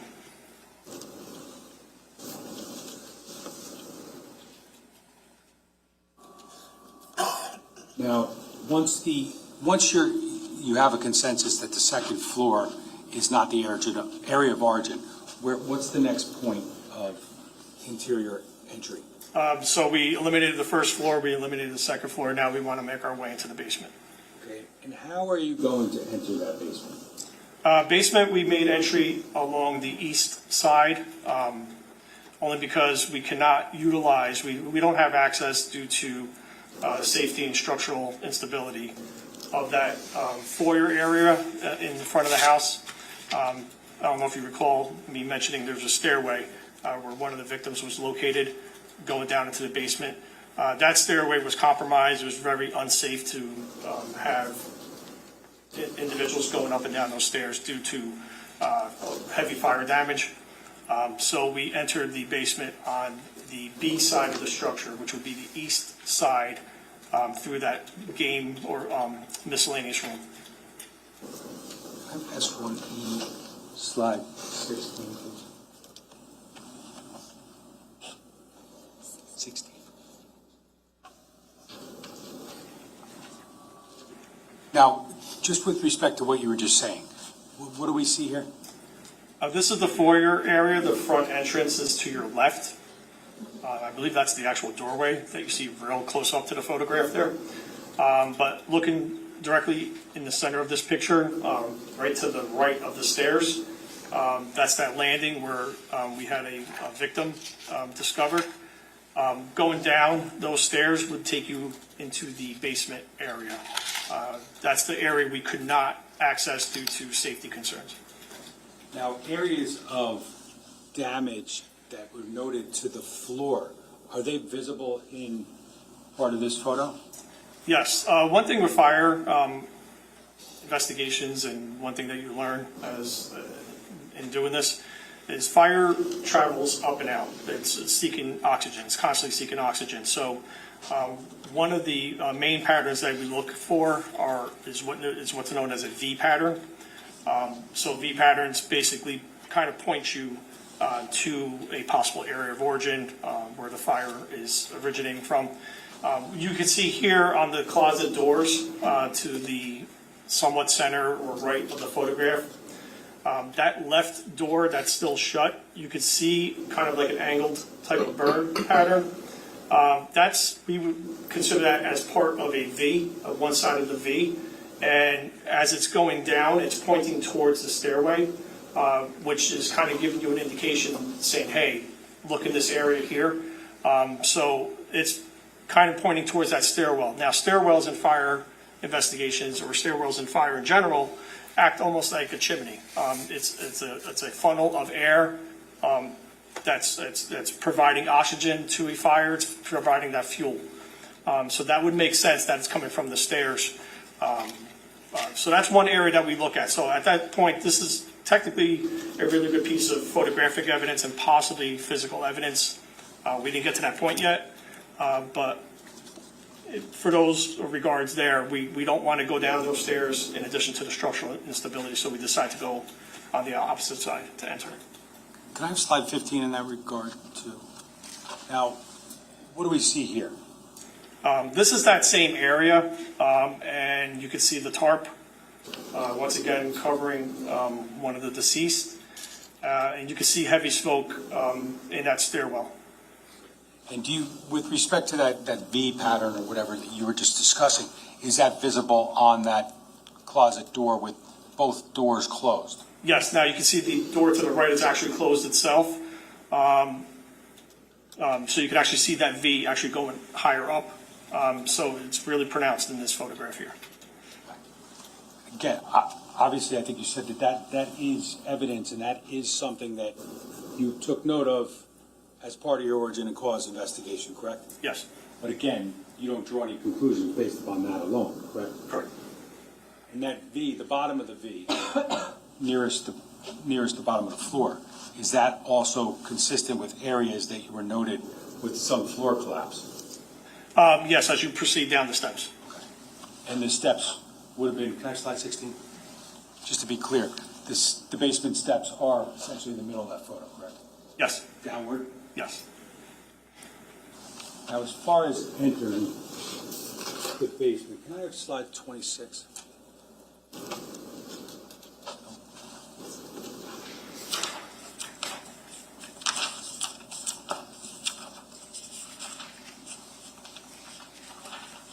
Slide 27.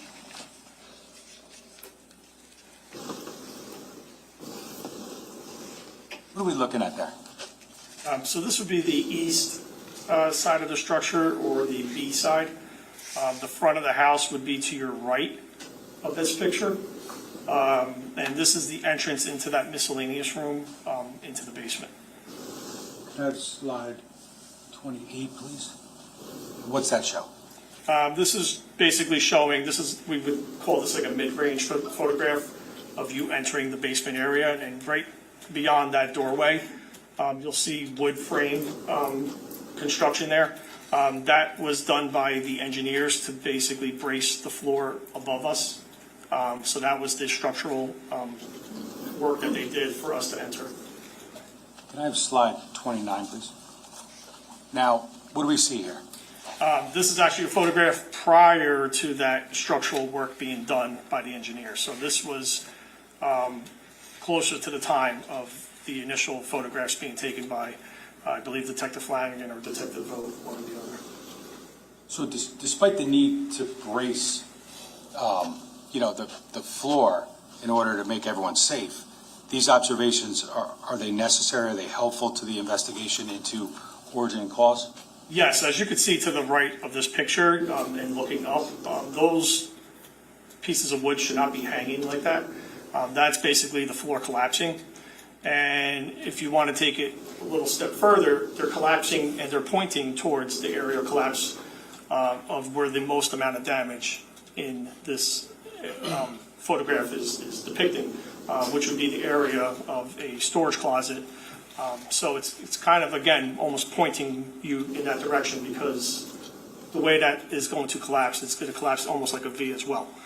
So this is actually a really good illustration of that. And we take this into account as part of our assessment and data collection in our scientific method. Okay. Can I have slide 30, please? What do we see here? This is just a clearer shot, focusing more, again, in that general area. You'll see this is a hallway area, so the entrance is behind the photographer going in, and the photographer at this point is in that miscellaneous room, and they are walking down this hallway towards the center of the actual structure in the basement area. To the right are storage closets. To the left are, I think, like another storage closet or like an exercise type of room, if I recall correctly. But this is that hallway leading you into that basement. Slide 31, please. What do you see here? Again, this is just another image of that. Obviously, heavy fire damage, heavy smoke damage, heavy radiant heat, things of that nature that you would expect to see in a fire type of scene, but not so much to lead you to indicate as a possible point of origin, because that's not what's depicted here. We are looking for more detailed damage, if you want to say. And then lastly, slide 32.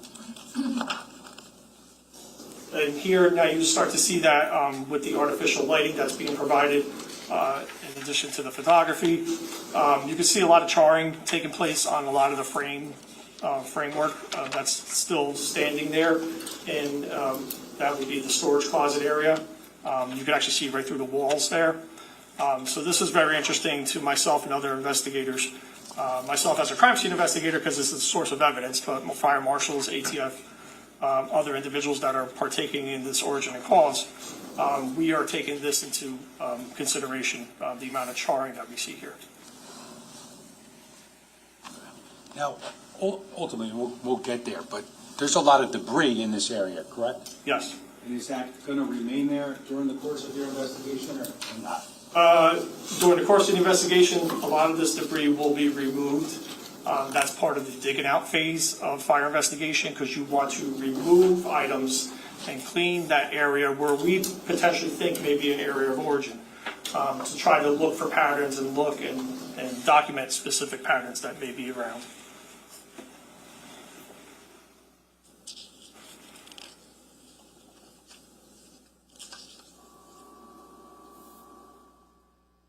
Now, taking back a step, you talked about how these joists were ultimately supported and everything was made safe down there, right? Yes. So you enter the basement and your first observations are going to be which room? We identified it as a miscellaneous room. It was almost like a TV room, sort of. Okay. And obviously, you discussed a little bit here, just a moment ago with the photos, but the observations of that area, the miscellaneous rooms and some of those closets you discussed, were what as far as the level of damage? You have damage throughout the basement. But we are looking, again, least amount of damage to most amount of damage. So the least amount of damage led us, in that miscellaneous room as soon as we walked in, but we are starting to see a gradual increase in damage in addition to the floor collapse or ceiling collapse in this photograph, and the charring that we didn't see anywhere else in the house other than this particular area. Okay. Now, you said that the floor is kind of giving you some evidence pointing to a certain location. What location is that specifically? That floor is actually collapsing, and the structural decay of the joist and the walls and everything were kind of collapsing, pointing into this, what we deemed as a storage closet. Okay. That being said, do you continue with an assessment of the entirety of the basement? You have to, yes. Are there several different rooms within the basement? Yes. I just want to show you purposes of the last page of S285. What is that page show?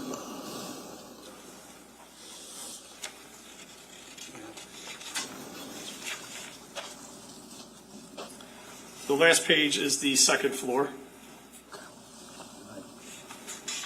Let's take a look here.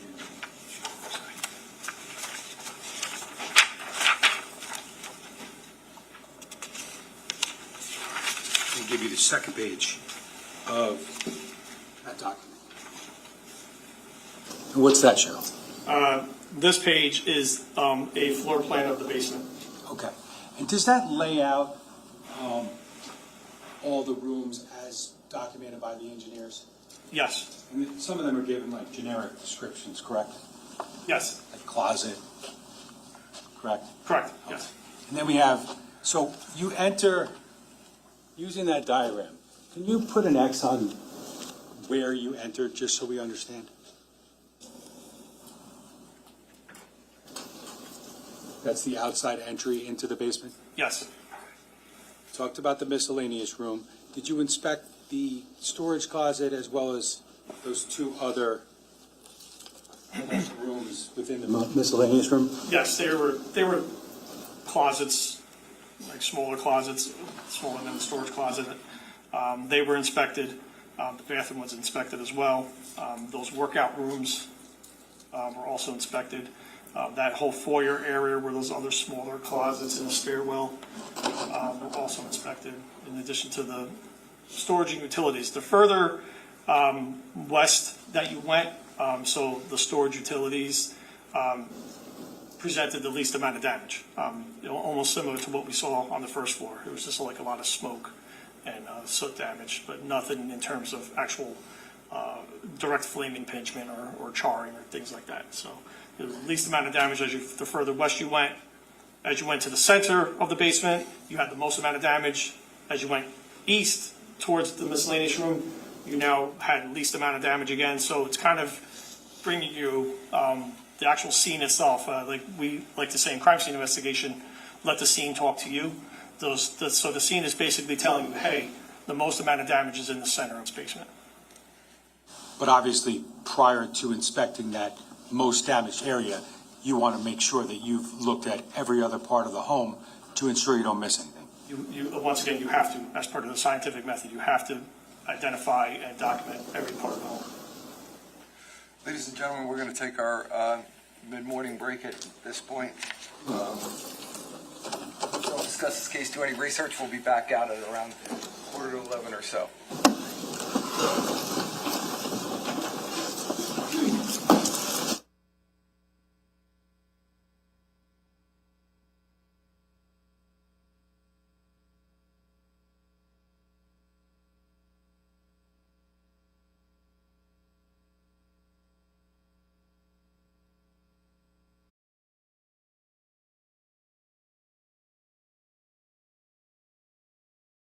All rise, court is back in session. Ready to be seated, thank you. Everybody feeling good? Ready? Good. Prosecutor, when you're ready.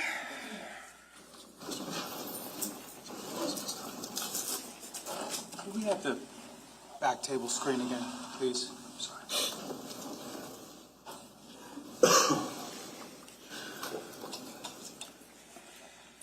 Okay, so we were talking about,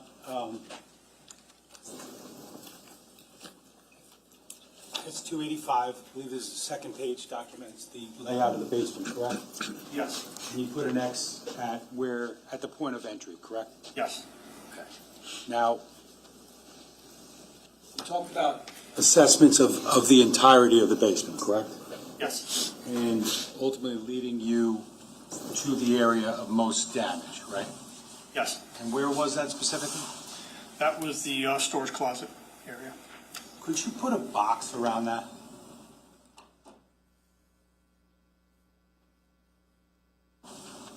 And as far as the collapse of the floor that we saw earlier and where it was pointing to, ultimately, was that same area? Yes.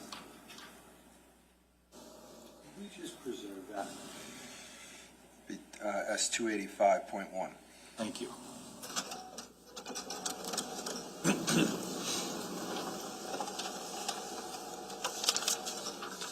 Sir, is there a door that's noted in the area of that storage closet, just below it? Yes. Sorry to do it. Can I have slide 40 of S1E? We just hit undo. It's okay. Joe, you can undo that. Bottom right corner. Sorry. Yes, sir. What are we looking at in slide 40 of S1E?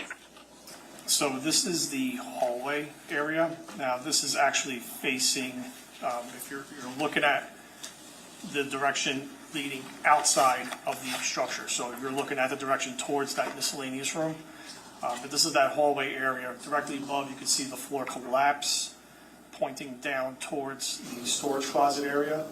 But this is a door that's separated, or basically enclosed or divided that hallway area. Okay. So if we're looking at that door, ultimately, we're looking at the B side of the residence?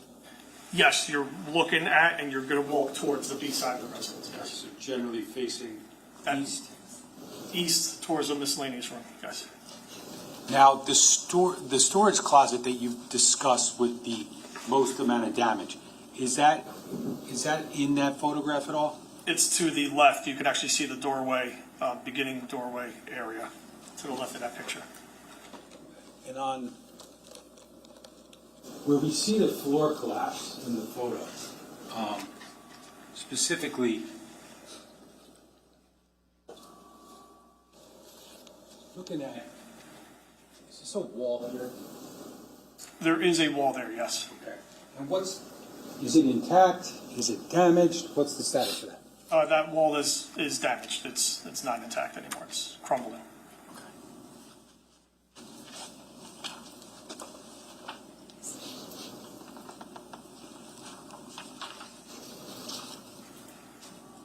Can I have slide 44, please?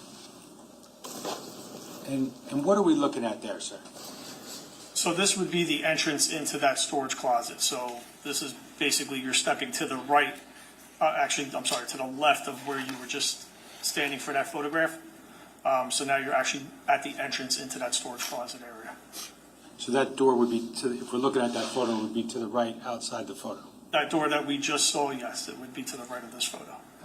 Now, on the upper left portion of the photograph, sort of in the middle, what do we see back there, that gray area? That's a concrete wall.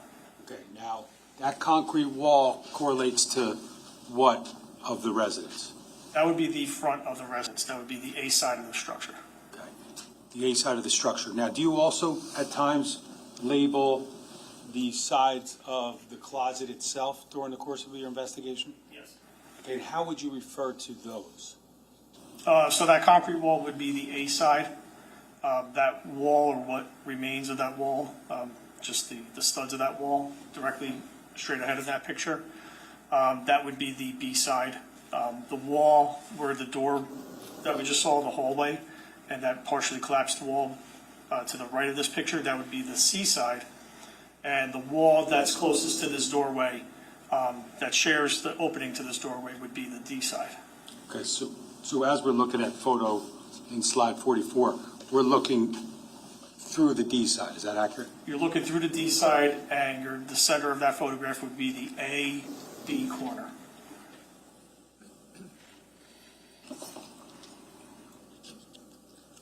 Now, we talked about most damage. Did you at any point in time look for observations of low burn? Yes, the investigators that took part in this investigation, this is, at that point in time, that would be when they would start digging, and that's when we start looking for low burn. So what we see in slide 44, has that been dug out yet or no? No, just like, again, crime scene investigation, you photograph things as they were upon your arrival, and this is prior to any digging. So this photograph, slide 44, is documenting the storage closet as you first found it? Yes.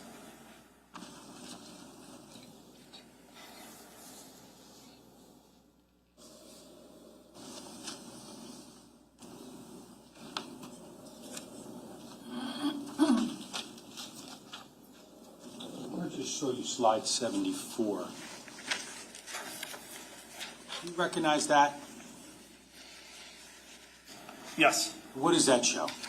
So you are in the hallway now, and you are looking through what would be the seawall of that closet, looking into the storage closet. So you're looking through the actual degraded, decomposed wall there into the closet.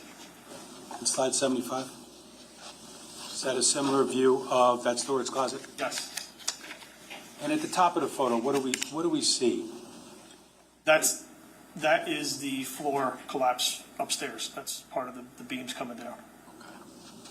And then can I have slide 76, please? What does this depict? Same thing. So you're looking at that sea wall, and you're also looking at the floor collapse as well. And again, were these photos taken prior to any efforts to kind of excavate the area? Yes.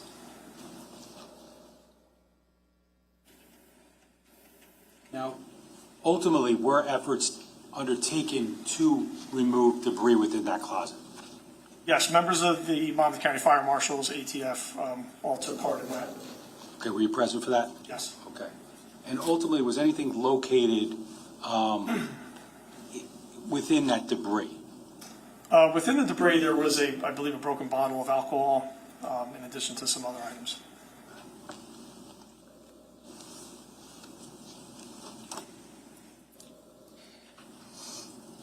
Again, I just want to show slide 44 quickly. That's the photo we were looking at before, correct? Yes. With the debris in the closet. Yes. And slide 45. What does that depict? Right in the center of that photograph is that broken bottle of alcohol that I mentioned. Was that ultimately secured? Yes. Slide 46. What's that? That is the broken bottle of alcohol. And then slide 47. What is that? Same thing, broken bottle of alcohol. Now, was there any other alcohol located nearby in the basement or within the basement?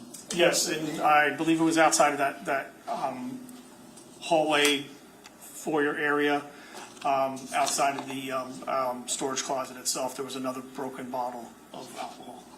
Can I have slide 48? Do you recognize that? Yes. And what does that show? That is a refrigerator of sort, or shelving unit for wine and alcohol.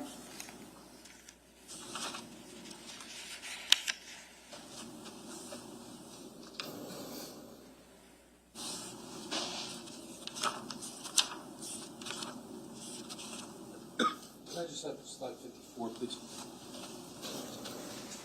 You recognize that? Yes. And what does that show? That is a shelving type of unit, and at the base of that on the floor is a broken bottle of alcohol. That's not the storage closet, correct? This is outside of the storage closet.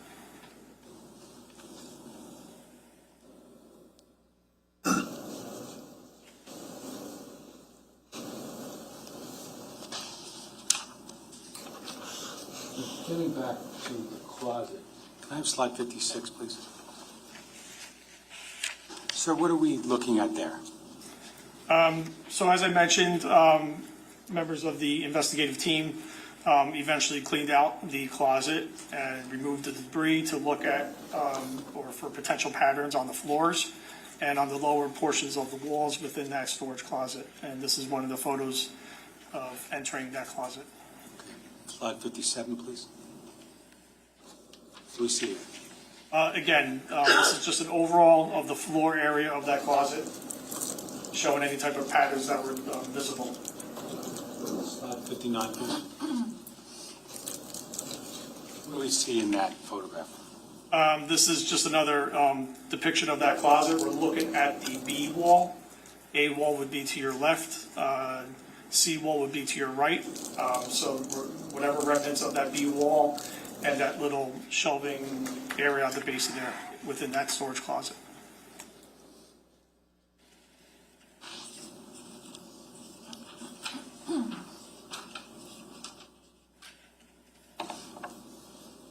Slide 64, please. Can you tell us what this slide depicts? This is a depiction of two photographs. The one to the left would be the storage closet prior to the debris removal. The one to the right would be the storage closet area, same general location with the debris removed.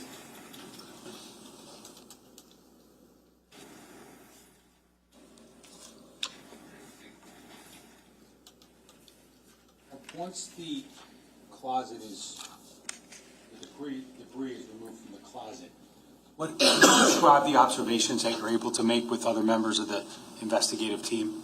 Yes. So as you can see the floor, you'll have some areas that you can actually see visible wood that's not very damaged.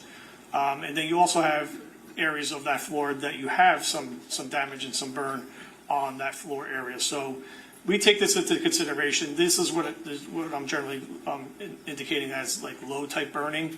However, there could be various reasons for this. There could be drop down from the ceiling above and that fire just burning in that specific location, not necessarily indicating that there's an accelerant or something out of the ordinary. But this is something that we have to document.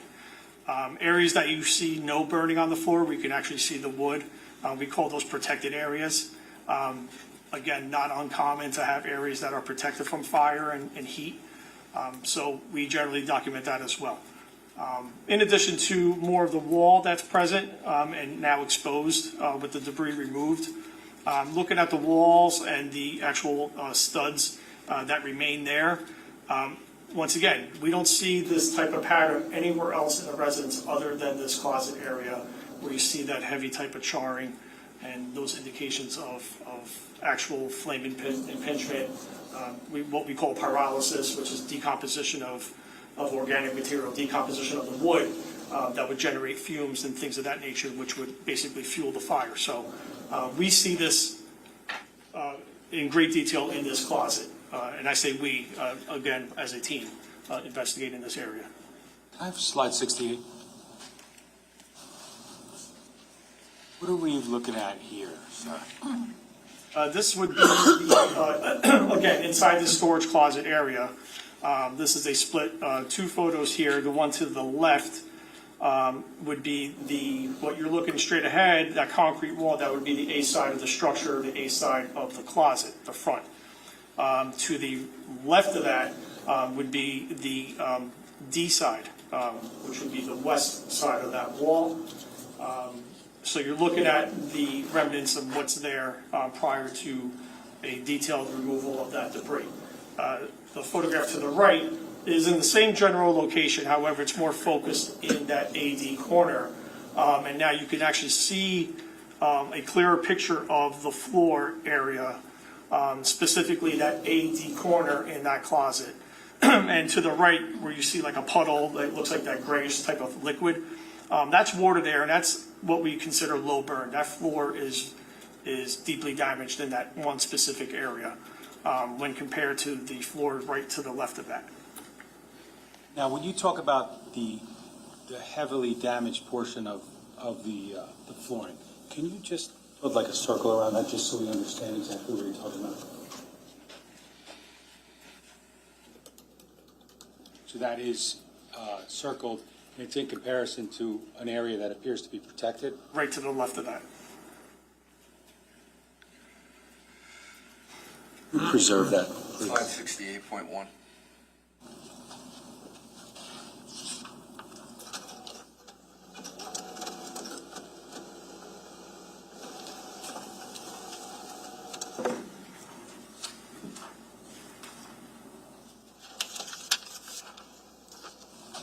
Cannot do that. Now, can I have slide 72? Sir, what do we see here? Again, this is just that same general location. This is more of like a mid-range type of photograph where you'll see the A wall, that concrete wall. You'll see part of the B wall, which is that wooden shelving unit to the top of the photograph. And then you'll see very little of the D wall to the bottom left of that photograph. Now, ultimately, as part of the investigation, does anyone take samples from the area of the closet? Yes, fire marshals and ATF secured samples, a sample of the area in question that showed a lot of the damage, and also a controlled sample away from the damaged area.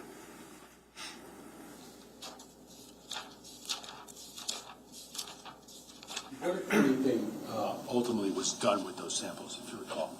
Those samples were turned over to Jesse Lamp of the ATF, one of the special agents that was present, for submission to their laboratory. Can I have slide 60, please? 60, sorry. What are we looking at here? This is just a photograph indicating the sample being secured. Slide 62, please. What's that show? Same thing, photograph of the other sample, controlled sample being secured away from the burned area. Finally, 63, please. 63. What's that? This is another sample that was also secured. Okay. And ultimately, they were tested by the ATF? Yes. In fact, they were negative for the presence of accelerants. Is that accurate? Yes.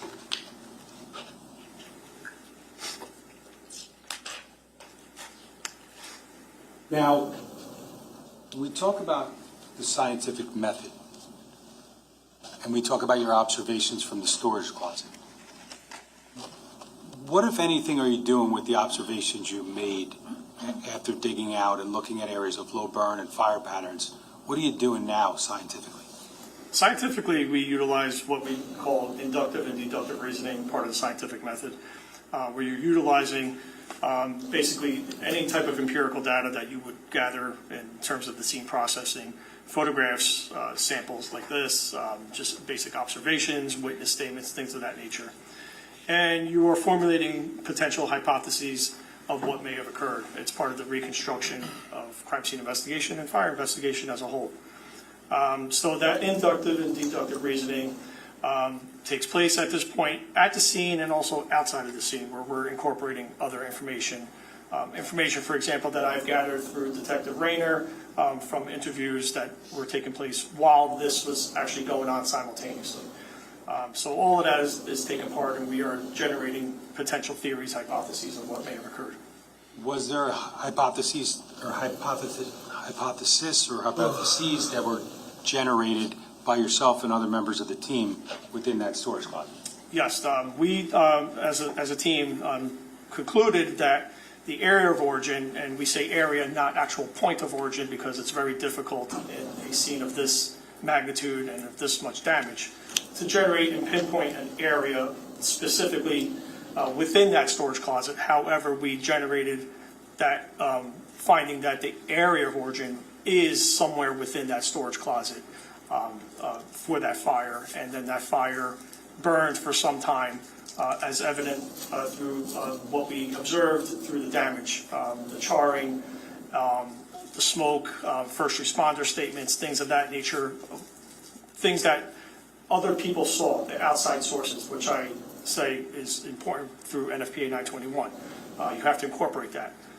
This fire originated in that storage closet based on what we observed, and then once breached whatever structural areas within that closet, it was introduced to more oxygen. Oxygen fuels fire. Fire then grew and then spread and had full engulfment and full involvement of the entire structure. Now, does coming up with a hypothesis, analyzing your data, I mean, does it also involve, potentially ruling out other sources or other causes? Yes. Okay. Now, also in the basement, were there any other observations made by you and other members of the team with respect to potential power, the lack of power, or things like that? Yes. Fire personnel actually observed, made observations, made note to me that there were wires that were cut in that storage utility room, wires that resembled communication data lines, communication wires for the residents.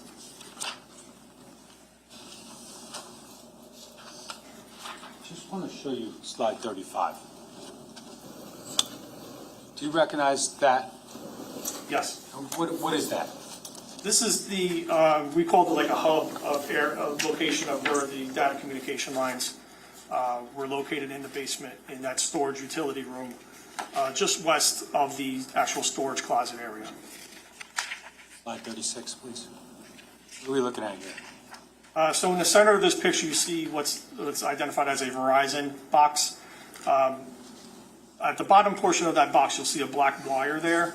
That black wire is cut, severed. Slide 37. What do we see there? That's just a close-up of that wire. Next slide 38, please. What do you see there? That is the other portion of that wire that was located. And slide 39, please. What do we see there? This is the internal components of that Verizon box.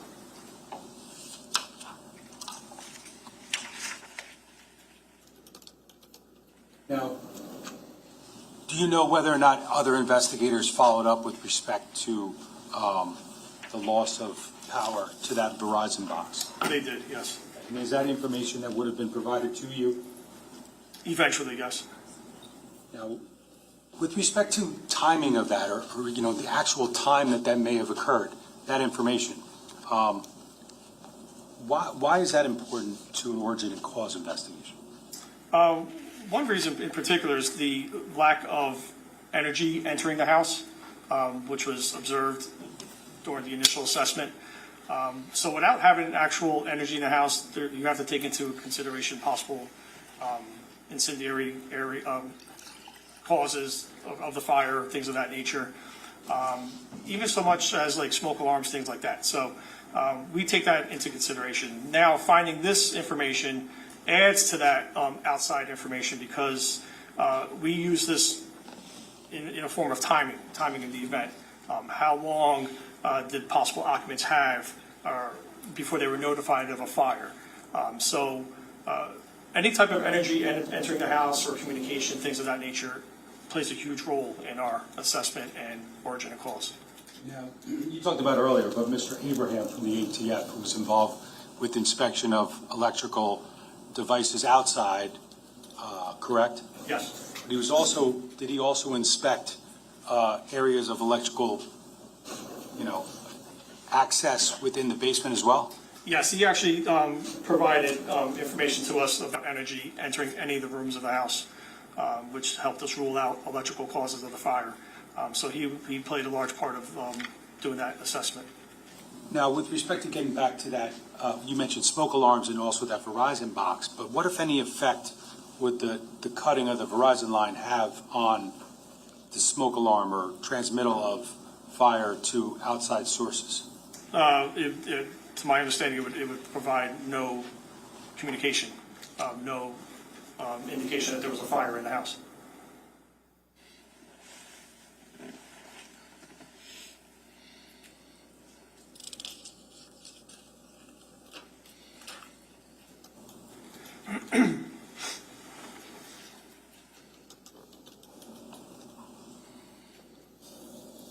Now, you talked a little bit about fire spread within that closet, correct?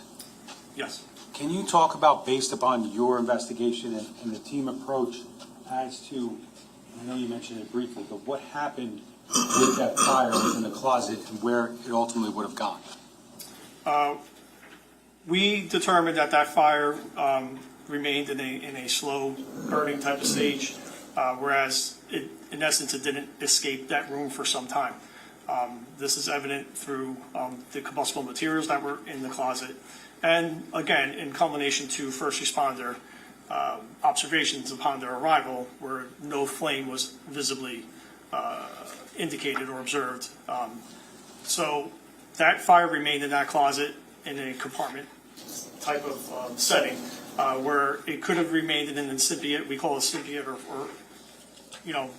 early stages of the fire, where it's just consuming, absorbing oxygen. Now, once that fire breached the surrounding areas, we call it like paralysizing, where it's actually decomposing the actual structure. That structural integrity now becomes compromised, and the weight of the first floor could have collapsed down and then introduced additional oxygen. In addition to damage that we observed in that first floor foyer, that stairway where that one victim was located, that stairway going down, that first floor landing, going down that first level stairs towards the basement, that floor was also compromised, and that floor was directly above the storage closet. So that's another area of where that structure was compromised that could have introduced additional oxygen, which then caused that fire to progressively increase in rapid development.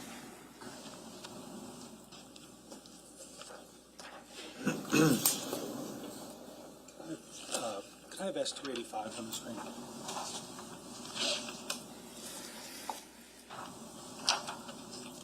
Now, go to the first floor.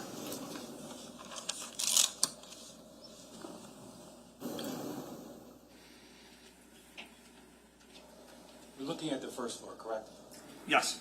Okay, when you talked about, if you could use that stylus just to indicate within that diagram where we're seeing that floor collapse on that first floor area. It would be in this general location right there.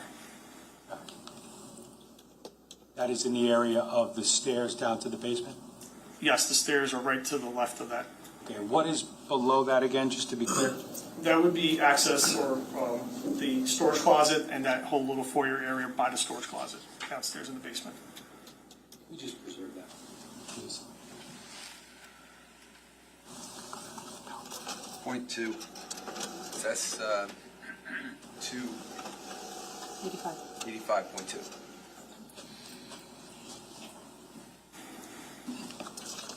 I'm back at S1E. I'm going to go to slide 49, please. What are we looking at here, sir? All right, so you're standing on the first floor landing. This is the foyer, the entrance into the house. Right behind the photographer here would be the area where the victim was located. So now you're going down the stairway towards the basement area. Okay. Slide 50. What do we see here? Okay, so now you're at the landing between the first floor and the basement, and you can see the compromised floor there, the heavily damaged floor. And this was one of the reasons why we couldn't access this way to enter the basement. We had to go on the B side because of the condition of this floor here. Slide 51, please. What do we see there? Same thing, the compromised floor here. Now, was there something discovered in the area of that stairway down to the basement? Yes, there was a piece of plastic. At first indication, we didn't know what it was. Further evaluation outside of the scene determined it was one of those automatic vacuums. Can I have slide 52? Do you recognize that? Yes, What's that show? that's that piece of plastic that ended up being one of those mechanical vacuums. Slide 53. Got a picture of the vacuum. Yes, Was that also sent out for testing by the ATF? I believe it was.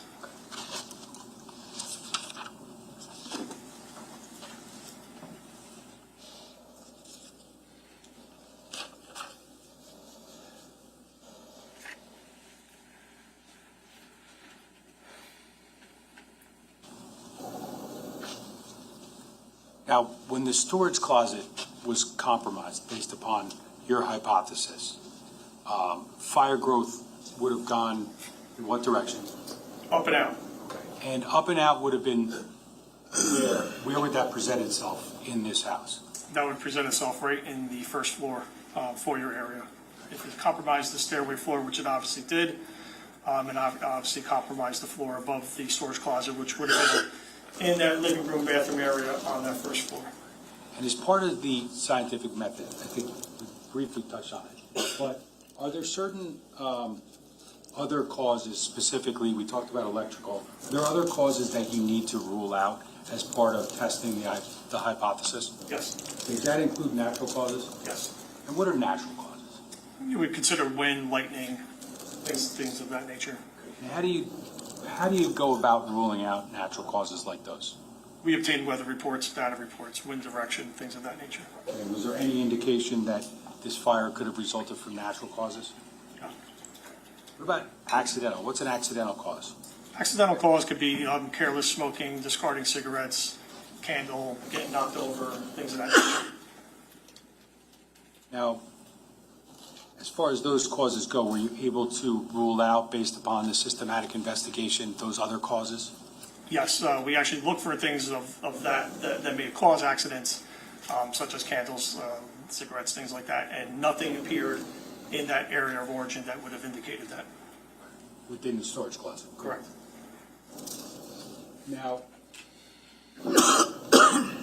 you mentioned before Mr. Abraham and his determination that, I believe you said, no electrical was present at the time the fire began. Is that accurate? Yes. Okay. He can talk about that more specifically, but is that information that was provided to you?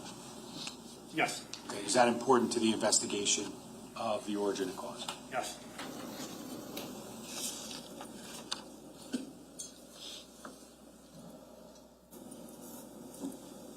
Spontaneous combustion, is that something that you would analyze at some point during the systematic investigation? Yes, it's something that we take into consideration, yes. Was there any evidence with respect to spontaneous combustion of any type of materials? No.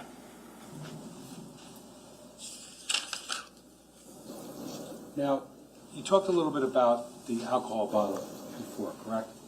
Yes. And that's considered, the alcohol bottle is considered potentially what in fire investigation? That could be a source of flammable liquid used to ignite a fire. Now, flammable liquids, is that something that you look as part of your investigation, your hypotheses, to potentially determine whether or not that could play a role in how this fire was set? Yes. Okay. And can you talk about what, if anything, what role that played in this investigation? Sure. That takes large in part to our cleaning the floor area and looking for the area of lowest burn. So one of the other things that we're looking for, like I mentioned earlier, are patterns on the floor, not necessarily so much on the walls itself, but the floor. And when you have areas of low burn on the floor, areas that show a significant damage to the floor area in and around the area of origin, you have to take that into consideration of potential flammable liquids being utilized there. So we kind of take that into consideration with our hypotheses, and that's one of the reasons why we take samples of the floor like we did here. Okay, so efforts were made to try to identify whether or not you could identify the presence of flammable liquids. Correct. And I think you said the testing before was positive or negative? Negative. Okay. Now, how does that play a role in your hypothesis regarding origin and or cause of this fire? It comes into a point with regard to final determination. We cannot rule it out. And I say that because of the mere presence of this broken bottle of alcohol in the storage closet, in addition to another broken bottle of alcohol outside of the storage closet, which seemed to be out of place. So at that point, it's not uncommon for any type of ignitables to actually be totally consumed in the fire without knowing the degree, the temperature that was actually in that room, and the extent of how long that fire was burning. It does not surprise me that any type of flammable ignitables, liquids, things of that nature are totally consumed. So I cannot technically rule it out. The team cannot technically rule it out as aiding to the cause of the fire. Now, given the inability to rule out other causes and based upon guidance from the NFPA 921, were you able to determine an ignition source? An ignition source, not a specific ignition source, no. With respect to, did you consider the idea of an open flame? Yes. Okay, and what was the consideration in that regard? With guidance from NFPA 921 at the time, without being able to rule out ignitables, you can, and it's allowed based on the guidance to infer that open flame contact was the primary source of ignition for this fire. And that's given that it's not accidental, it's not electrical, it's not spontaneous combustion and things like that? Yes. Now, we talked about it before, but as far as the hypothesis that ultimately you tested with respect to the origin of the fire, that was what? I'm sorry? The origin of the fire, the ultimate hypothesis, I think you've said already, but the hypothesis with respect to the origin of the fire at 15 Willow Brook. We concurred as a team that the origin of the fire was within that storage room, that storage closet in the basement, breached the surrounding structure that caused additional oxygen to become a component of that fire and actually fuel that fire and actually allow that fire to grow beyond that storage closet and consume the rest of the house. Once the closet, and I know you talked about where it went, but once the closet is actually gets to the point of some sort of structural breach, what happens, what else comes into the closet that assists with fire growth? Yes, fire growth basically takes place with oxygen, a fuel, which are combustibles, heat, which is basically heat that is used to basically raise the ignition source of other surrounding fuels, and a chemical chain reaction. That's what we call now the fire tetrahedron. So once oxygen becomes diminished in a compartment style fire, which is what we have going on in this closet, think of putting a glass over a candle. What happens to the flame of the candle? It will slowly diminish because there's no oxygen. Once you raise that glass before the point it diminishes, that flame will actually reignite. The candle will actually glow again. So this is what actually happens in a larger scale in a compartment style fire, where you have a fire that's taking place in a small area, oxygen is diminishing, which would make sense to the point where first responders don't actually see flame coming from that area. They see a lot of smoke. Once that structure is compromised and more oxygen is being introduced to that area, think of that glass being raised over the candle, that flame is going to reignite again. So you have that issue going on potentially in this storage closet, which would basically define as to what actually occurred. in this actual structure.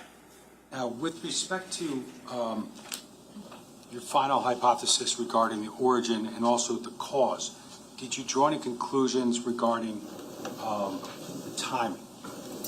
Yes. Okay, what were those? Based on outside information received throughout the investigation, it was learned that the actual structure had communications and in the sense of data communications or any type of communications taking place ceasing around that 3 a.m. mark timeframe. So coupled with the fact that we see what we have a small compartment style room that's ignited, we deem that area to be the area of origin. We see the damage in that area. We see the collapse of the structure, the paralysis, the decomposition of the floor, the ceiling, all collapsing in that area in conjunction with other types of patterns. We are determining as a team, or we determined as a team, that that fire took place in the early hours of that day on the 20th. Remained in that compartment for some time before that compartment actually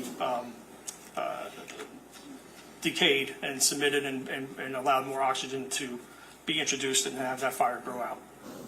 And ultimately, based upon what you learned early on, we know what time the call came in, correct? Yes, And based on your investigation, I think you said we would have had no transmission earlier of any evidence of smoke or fire. correct. And is that part of non-fire evidence that's important to an investigation? Yes, Okay. And would video potentially obtained from the scene, would that potentially be helpful in timing and origin and cause determination? absolutely. And was there a video that was, you were advised about that established some timing with respect to the idea of the fire starting much earlier than reported? Yes, Okay. And do you recall approximately the time frame of that video of someone potentially on the property? yes, it was around 3 a.m. Is that consistent with information obtained through Verizon regarding the timing of power loss? Yes,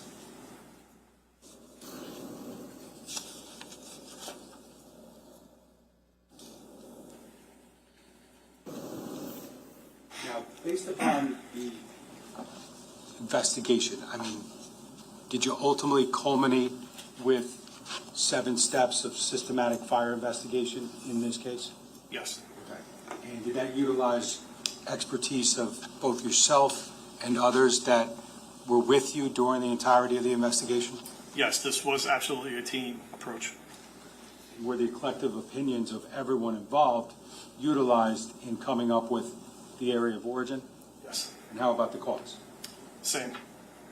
And ultimately, did these collective opinions, collective experience, did it lead to determining the actual cause of the fire? Actual cause of the fire we determined to be incendiary. What does incendiary mean?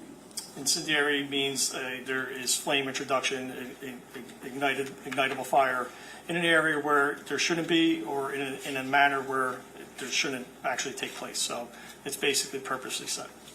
And regarding the 921 guidance in the scientific method, the final hypothesis ultimately was what with respect to this fire? That there was an incendiary fire in that storage closet.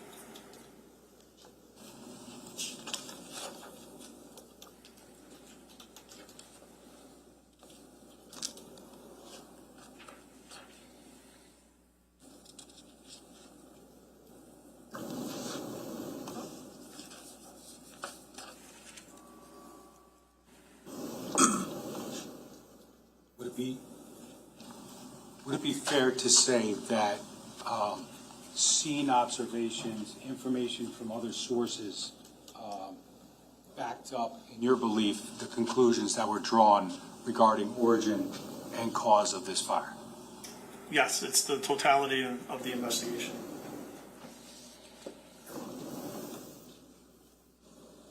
Judge, may we approach?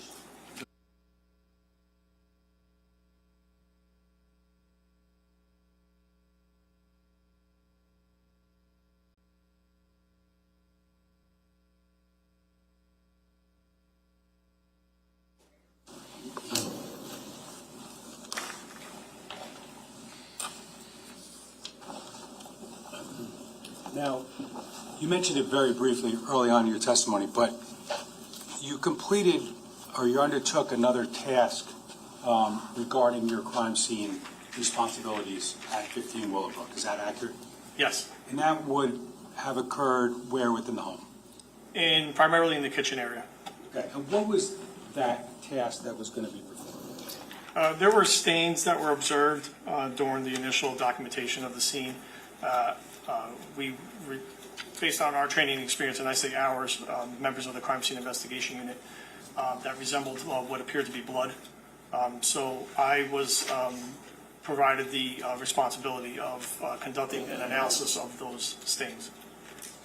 Did you have any assistance in that regard? Detective Stephen Vogt actually provided the photographic documentation of particular stains at my direction. Now, with respect to blood stain analysis, is this something that you have been trained on in your capacity as a detective doing crime scene?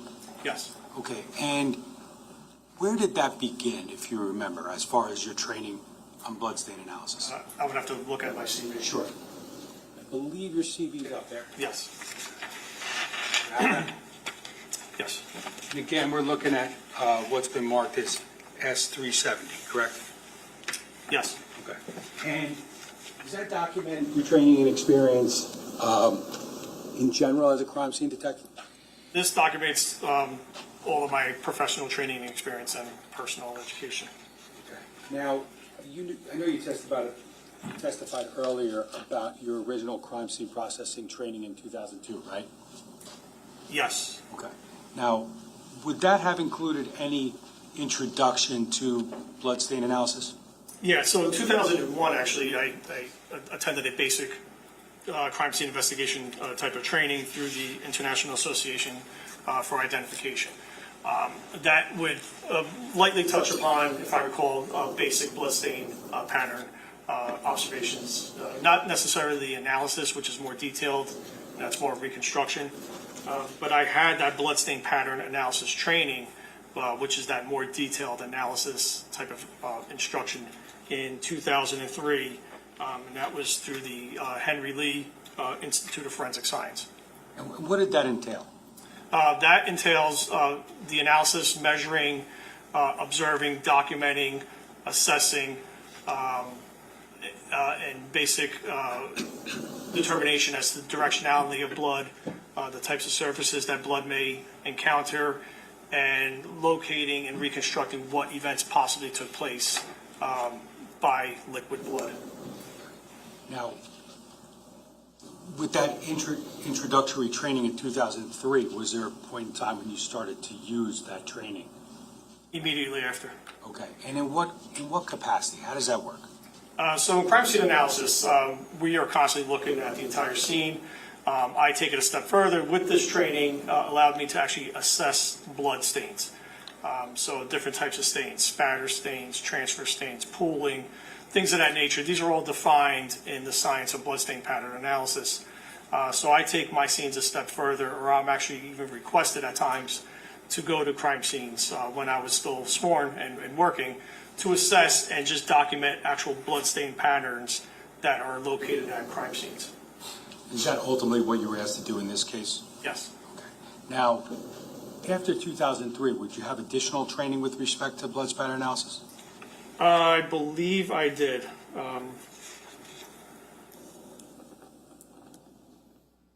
Just give me a minute here, I'm sorry. You'll probably direct your attention to 2012. Thank you. Yes, 2012, blood stain pattern analysis. This was another more advanced course that incorporated documenting, report writing, and presentation. This was at the Burlington County Law Enforcement Training Center, and this was instructed, our instructor was Mr. Craig Moore from Niagara Regional Police Services, and he's a blood stain pattern analysis expert as well. Again, this involved the interpretation of blood stains and helped with reconstructing events that occurred based on actual blood stains themselves. Now, between 2003 with the initial training and 2012, did you, over the course of those 9 years approximately, did you conduct blood stain analysis at crime scenes? Every crime scene I went to, I analyzed. Any crime scene I went to that had liquid blood, dry blood, any type of blood present, I would analyze. I would take it a step further. Not necessarily constructing a separate report, but that analysis phase has to take place at every crime scene in the event that there was sufficient evidence there for me to construct a reconstruction report. And did you at times write reports that documented photographically and in writing conclusions that you draw from observations of blood and blood stains at crime scenes? I have. Okay. Now, after 2012, the advanced training, did you continue to utilize your experience and your training at crime scenes? At every crime scene, yes. Okay. Now, are you able to potentially approximate how many times you actually put to writing conclusions regarding bloodstains? Actual bloodstain pattern analysis reports, it's not as many as my actual crime scene reports. It would be under 10. I don't know the exact number. Again, I don't keep track of numbers. But the actual analysis of bloodstains, you're talking almost every crime scene actually every crime scene I went to that had blood, there is an analysis taking place.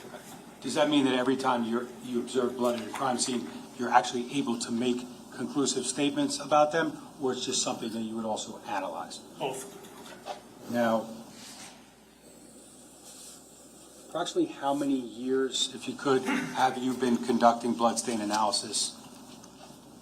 I would say probably all 25 years, but in greater detail, once I had that initial training with the Henry Lee Institute, I believe that was back in 2003, that's when I actually took part in actually doing a more in-depth analysis with regard to bloodstains. Okay.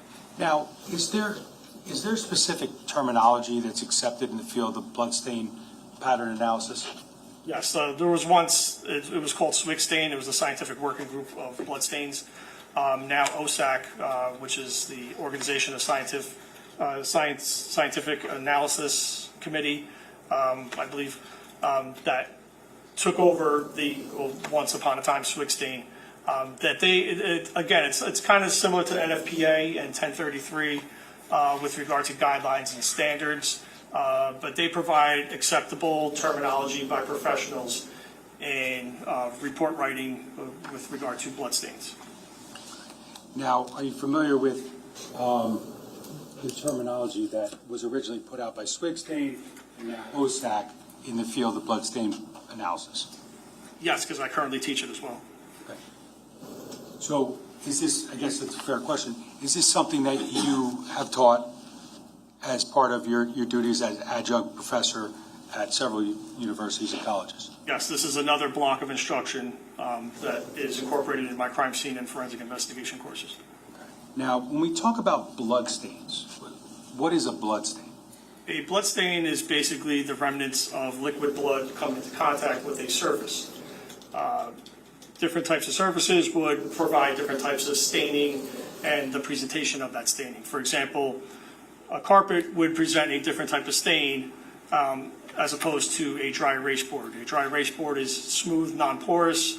Liquid blood would come into contact with that, create some type of stain, depending on the elevation and the positioning of that board.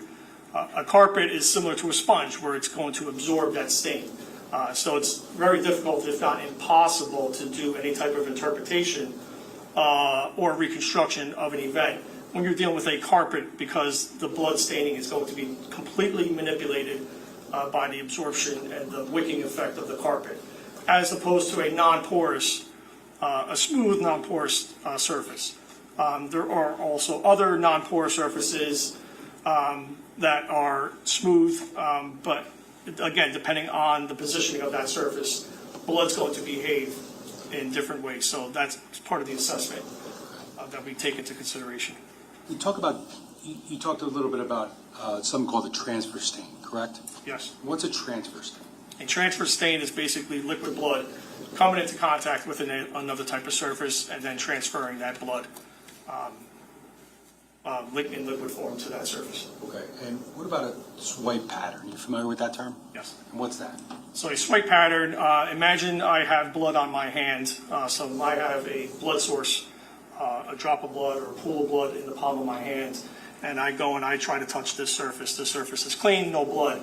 So it's a blood-bearing source coming into contact with a clean surface, transferring that blood and showing evidence of movement, so it's swiping. And about something called an altered stain. Do you know what that is? Yes. And what's that?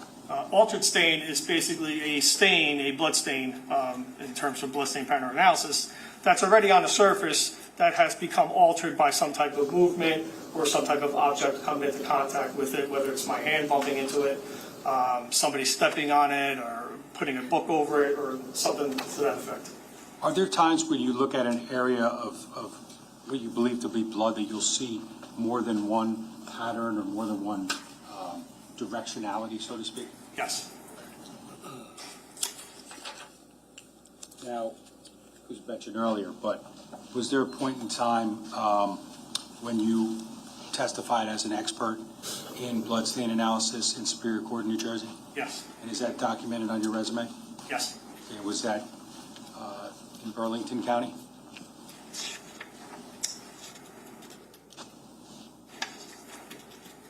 Yes.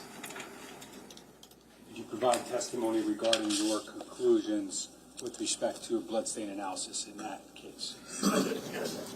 Now, in this case, just briefly, I think you indicated in your report that you were asked to conduct a brief bloodstain analysis, correct? Yes. And when you used that terminology, why did you say that? Because looking at the structure itself, like bloodstain pattern analysis, again, you're working from outside in. So in terms of this particular analysis, I'm looking for blood. Least amount of blood to most amount of blood. I say brief in this report because of the extent of damage that was in this particular structure. There was areas that I could not assess and look for blood because of the amount of fire debris and fire damage, in addition to the amount of alterations that took place with regard to fire suppression, water, things of that nature, drop down damage. So I say brief because the amount of blood that I was able to locate and identify in the most context was in that kitchen area. Is that ultimately the area that you made observations of, photographs were taken, and you developed an opinion as to generally just about movement within that area? Yes. Judge, at this time, the state would offer Joseph Cordoma as an expert in the field of bloodstain analysis. Anybody here? No, okay, thank you. Who wants to hear the charge again? Appreciate it. Ladies and gentlemen, I just gave you the charge this morning. I'm not going to give it to you again. You know exactly what I've said before. It relates in this witness being an expert in two different fields. You'll analyze each area separately. You'll render your decision based upon his testimony, based upon the facts that as you find them to be, that he is relying upon for blood staining analysis, just like you would as it relates to the cause and origin of the fire. So I'm not going to go through the rest of the charge with you, considering I've already done that. Prosecutor, go ahead. Thank you, Judge. Now, I want to draw your attention to November 23rd of 2018. Remember that day? Yes. Now, on that date, did you ultimately enter the kitchen area of 15 Willow Brook with Detective O? Yes. And what was the purpose of doing that? This was specifically to provide my analysis and conduct my analysis, I should say, of the stains that were consistent with that being blood. Now,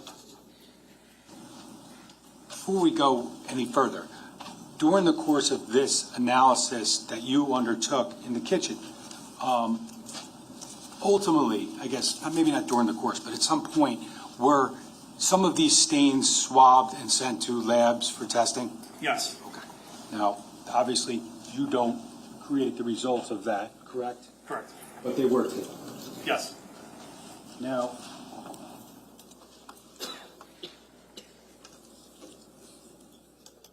where did you start within the kitchen, if you could tell us? So entering the kitchen from the foyer area, if I recall, there was a entranceway that observations were made on one of the sides of the entranceway that resembled, based on my training experience, what appeared to be blood. So that's where the analysis started, and then proceeded onward into that kitchen and wrapping around the island area, then exiting out that same entranceway. Okay. Did you draft a report with respect to your bloodstain analysis in this case? Yes. I'm just going to show you what the mark is. S372 for identification. You recognize that? Yes. What is it? This is my supplemental technical report titled Bloodstain Pattern Analysis, or Analyses. Okay. Now, with respect to, I think you said you entered through the foyer, you believe, and then you encountered an area that transitioned from foyer to kitchen? Yes. And I think, did you use the word threshold? I think I used threshold in my report. I'm just going to show you slide 3 of S1H.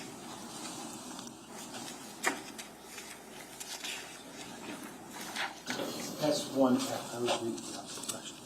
We're looking at S1F, slide 3. Now, can you tell us what that's showing there, sir?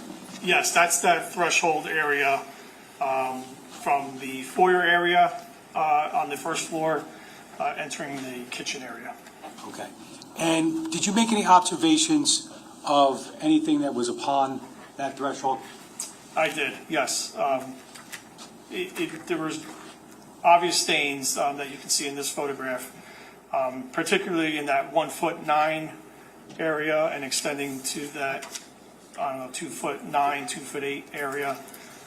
Some interesting stains that were consistent based on my training experience as being blood. Okay, so there's a tape measure in that photo, correct?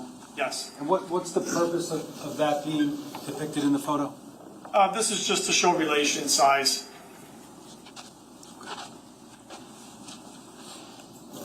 Can I have slide 4, please? And just before I go any further, there's another number on slide 4, correct? Yes. And what's that number? That's IMG 30 or image 30. That's basically the image of Detective Steve Rowe's camera. That's the image number that was taken. And when you write your report and you talk about different observations that you made on November 23rd, do you utilize reference to certain photos Detective Vogt used to kind of show what you're talking about?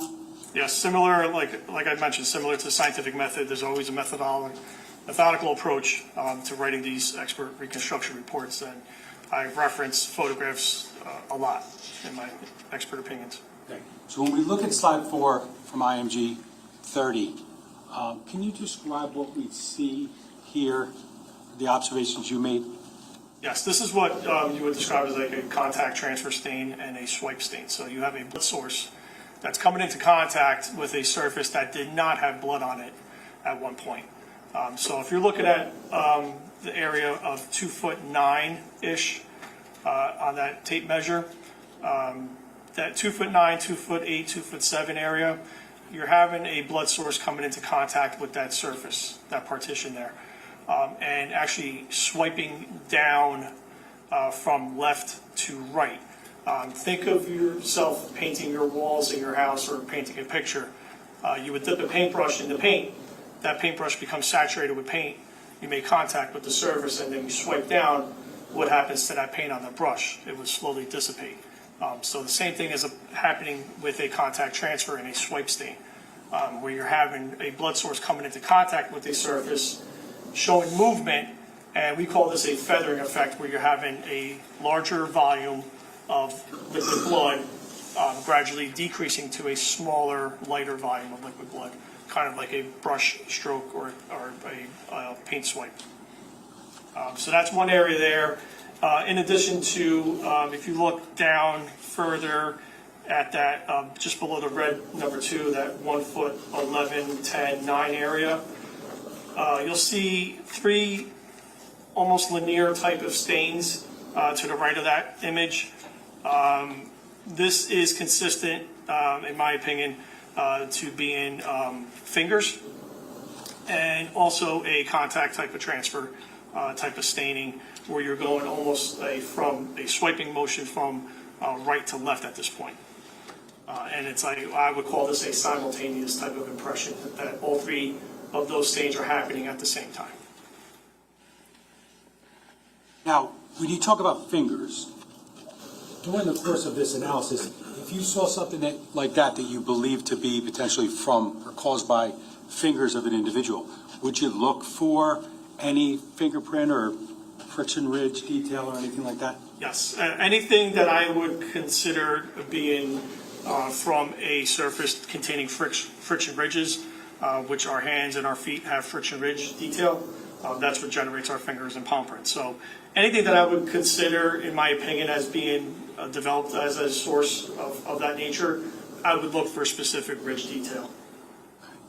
Can I have slide 5, please? Is that another angle of that observation that you just discussed? Yes, this is just another angle and showing additional staining that is consistent with blood. Slide 6, please. That's essentially the same photo. Yes. Okay. Now, can I have slide 7, please? Now, what are we looking at there? So this is a close-up image of that staining that I mentioned earlier. Now you just have the letter A identified there with a adhesive sticker. This is just a general area indicating an area that I suggested maybe be swabbed and tested for further analysis.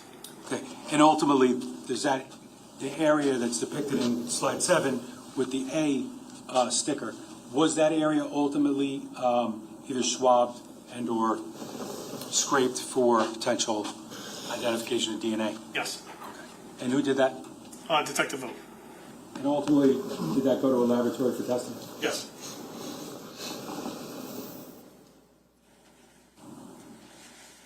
Now, from the area we're talking about now, the threshold area, did you proceed into the kitchen?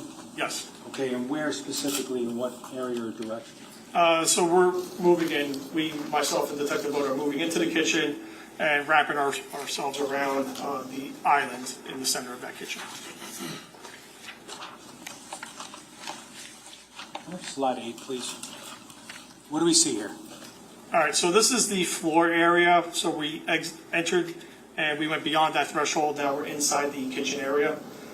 So now we're starting to see some movable and some fixed pieces of furniture that are inside that kitchen. This is the actual wooden floor in that kitchen, and you're looking at the floor, you're looking at the staining of the floor, largely in part of the fire and also fire suppression.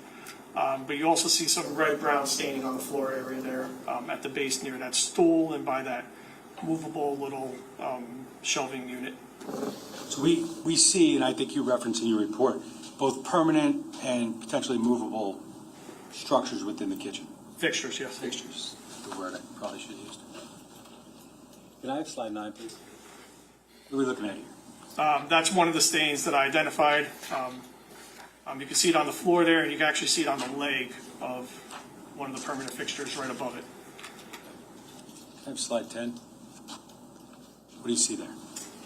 Again, just the same staining taken with a scale at this point, a ruler, just to show size. And slide 11, please. The same stain that you photographed there? Yes. Now, I want to show you slide 12. Do you recognize that? Yes. And what does that depict right there? This is an area of the floor in the kitchen by one of the permanent fixtures that had some additional staining present at the base.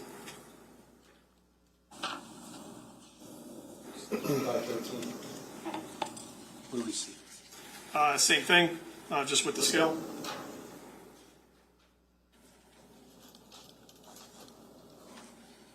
Slide 18, please. And what's depicted in this photo? You can see a stain right at that 2-foot mark, 2'4" some red staining, red-brown staining there. And now, the object that's ultimately being measured there is what? Is that the island? This is, I believe, the island, if I'm not mistaken. Okay.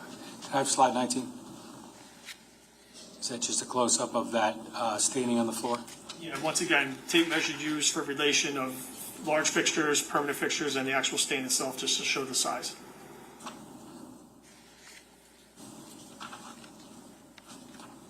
Now, I guess with respect to the actual island, slide 23.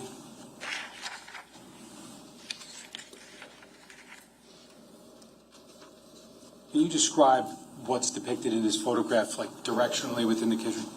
Okay, so this is now, we're getting to the end of the island. We're about to make a right-hand turn around the island from the entrance into the kitchen, which would be behind the photographer in this picture. You can see in the corner, right at the top of the island, right at the I guess the top table portion of the island, if you want to call that. Right below that, there's that silver long bar. Right below that, you have some more additional contact transfer, red-brown staining, right there, showing visible, again, based on my training experience, would be blood. And that's actually extending all the way down. You can actually see it lower on that island itself, in addition to one of the legs of that stool. It's all that same consistent colored red-brown staining, which is consistent with being blood. Now, continue with that area. Can I have slide 24, please? What do we see here? Again, more contact transfer staining. I would say, in my opinion, would be a simultaneous impression, almost resembling a hand as well, where you would see 3 linear type stains at the top, followed by what appears to be almost like a palm right below it, and more of a contact transfer type of stain and altered stain because there's a lot of movement going on there. And the B that's depicted in there, what's that again? That's an adhesive sticker, which I indicated to Detective Vogt that would be a good area to swab and test as well. Yeah, was that ultimately swabbed and tested? Yes. Have slide 25, please. What are we looking at here? This is that base of that same island area where you can see visible red-brown staining at the base there, and on the actual door area, and also on the hinge side as well. Slide 26. What do we see here? Just another picture with a scale ruler there, just to show size comparison.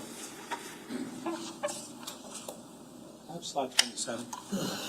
Where are we looking now? All right, this is the opposite side now. We're on the other side of the island. And this general location is where we located one of the victims. And it was right at this location where you see that red-brown staining that this victim was discovered.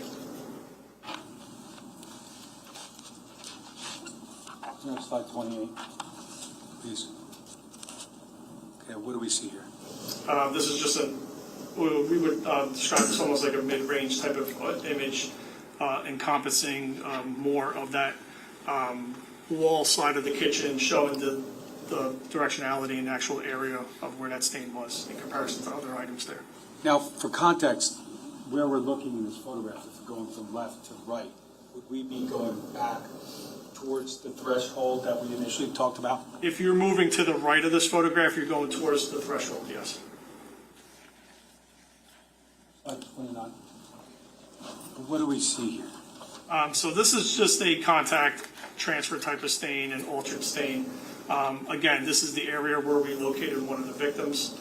And you have an adhesive sticker, the letter C there, indicating an area that I suggested that Detective Vogt swab.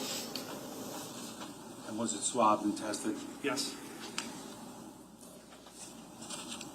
Can I have slide 30? Is this the westernmost portion of those cabinets? This would be the end of that cabinet, yes. So this would be towards opposite of the area of entering that threshold. So this is to go the other way.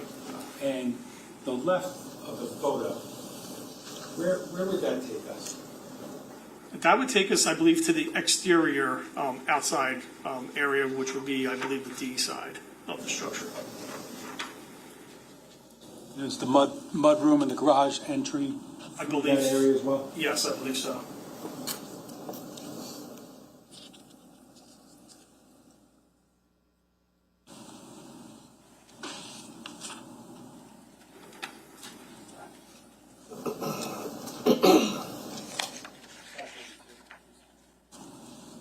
measurements that are in that photo, what are they telling you as far as the analysis of this area?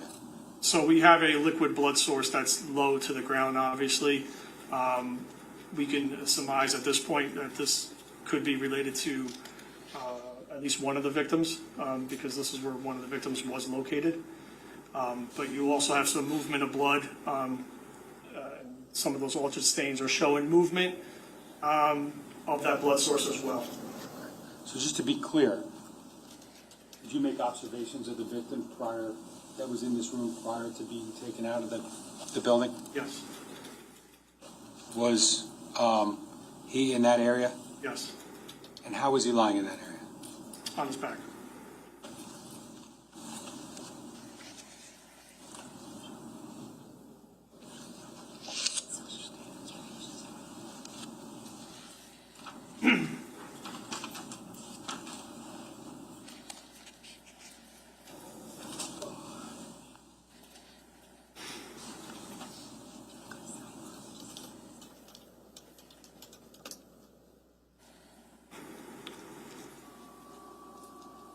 Now, in that general area of the A side of the kitchen, did you find or did you locate any other swipe patterns? Yes. Okay. Could you describe generally what you saw in that regard? So what appeared to be a blood source moving, which I indicated like a swipe and altered stain, appeared to be a blood source moving back towards that threshold area, leading back out to the foyer, I should say. Now, so I have slide 35.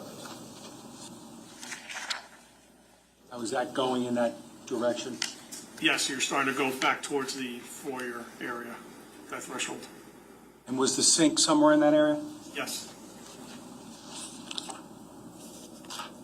I have slide 67. 37, I'm sorry. Sorry about that. What do you see there, sir? Okay, so this is a contact, again, a contact transfer, like a swipe stain, going in the motion of left to right at this time, left to right in a downward type of positioning. You have some altered stains going in that mixture as well. Slide 38. What's that show?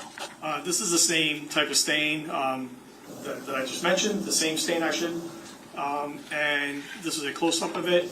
I would consider this being a simultaneous type of impression, where you have that larger portion of that stain at that 2'2", extending to that 2'8" mark, one continuous motion going from left to right down.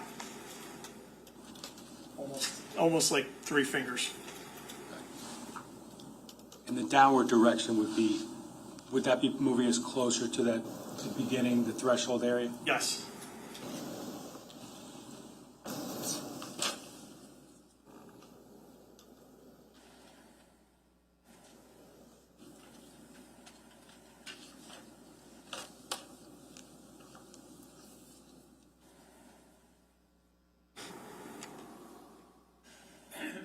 We talked earlier about seeing one stain inside of another type of stain. Is that accurate? Yes. And do we see any of that with respect to your observations in slide 38? Yes, this would be one of those stains where you would have an altered type of stain going on there. So you have blood that's already present there and being altered in some fashion that I cannot explain at this point. But you also have that swipe that's going through that stain in that left to right downward motion.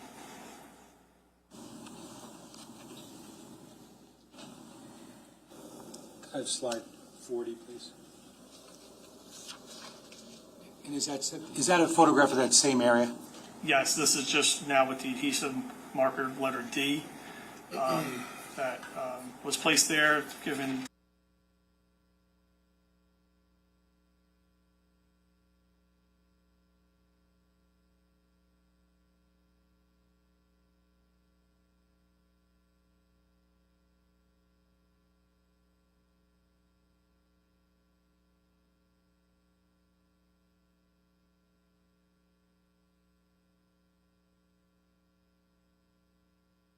Can you just go in the room just for 1 second? And I mean 1 second, I'll bring you right back out.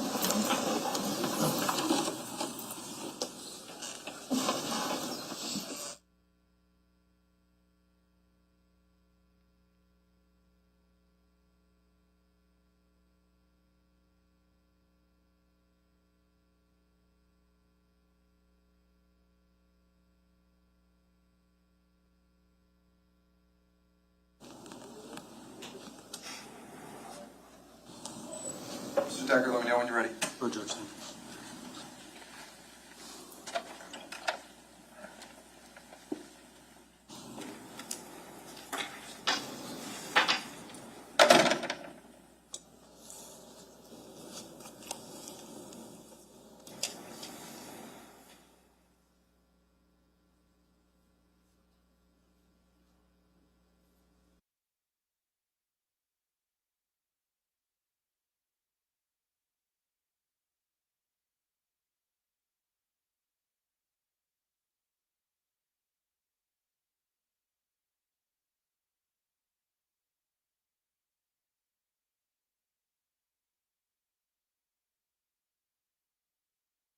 Overall conclusions, I just, for context to that A wall that we were talking about, the cabinets, they were stainless steel, correct?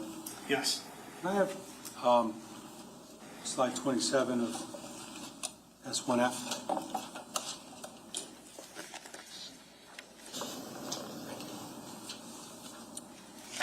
The left side of that photo would be the west side of the cabinets on the A side? I would have to look at the diagram. I'm not sure. Unless you can whip it. Do you see a door to the left of those? Yes, Okay, would that lead you into the garage? I believe so. To the best of my recollection, I believe so. And for context, we talked about moving to the right in these photos, correct? Looking at this photo, yes, moving to the right.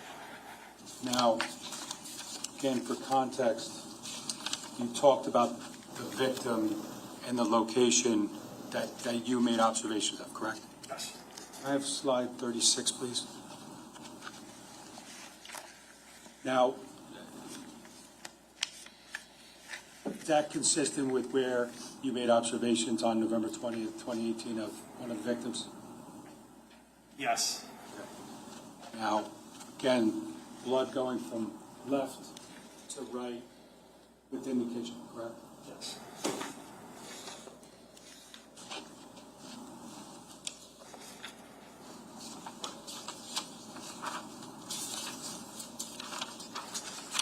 And again, can I have slide 40? That's the sample marked as D. Taken by Detective O, correct? Yes. And that would be next to that sink area, right? Yes. Now, based upon your analysis that was conducted in the kitchen on November 23rd, 2018, did you come up with or did you draw any conclusions with respect to the blood that was located therein? Yes. And what was that? I can say that based on my training experience and my analysis, that led me to believe that there was a mobile blood source. Cannot say who at the time when doing this, but a mobile blood source entered that kitchen, as evidenced through the threshold area, showing that swiping action leading into the kitchen. Movement of that blood source around, or a blood source I should say, at minimum one blood source, moving around the island area, depositing several areas of blood, liquid blood around that island area and the floor area, wrapping around that island, and then, as evident through this particular stain, letter D here, a mobile blood source now going back towards that threshold area, almost circling the island. So in conclusion, my analysis revealed that at minimum, one mobile blood source entered and exited that kitchen, or had that movement of possibly entering and exiting that kitchen, or consistent with exiting and entering and exiting that kitchen, I should say. I think importantly you noted at minimum one mobile blood source, correct? At minimum one, yes. And the observations that we've discussed and the conclusion that you just talked about, are they based upon your collective training and experience in crime scene analysis analysis, reconstruction, and bloodstain analysis? Yes. Judge, I have no further questions.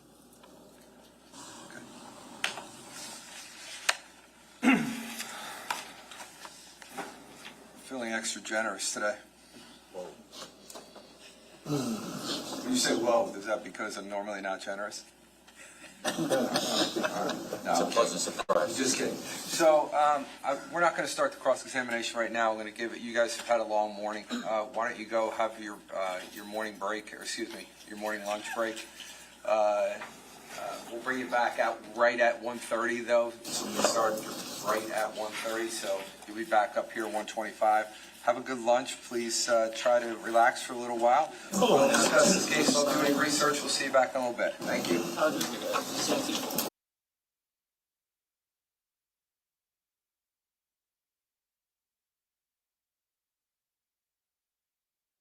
So figured I would give the defense time to have the lunch hour before we get started. Is there anything that we need to put on the record right now? No, Judge, nothing to say. All right. So what I'm also going to give side now.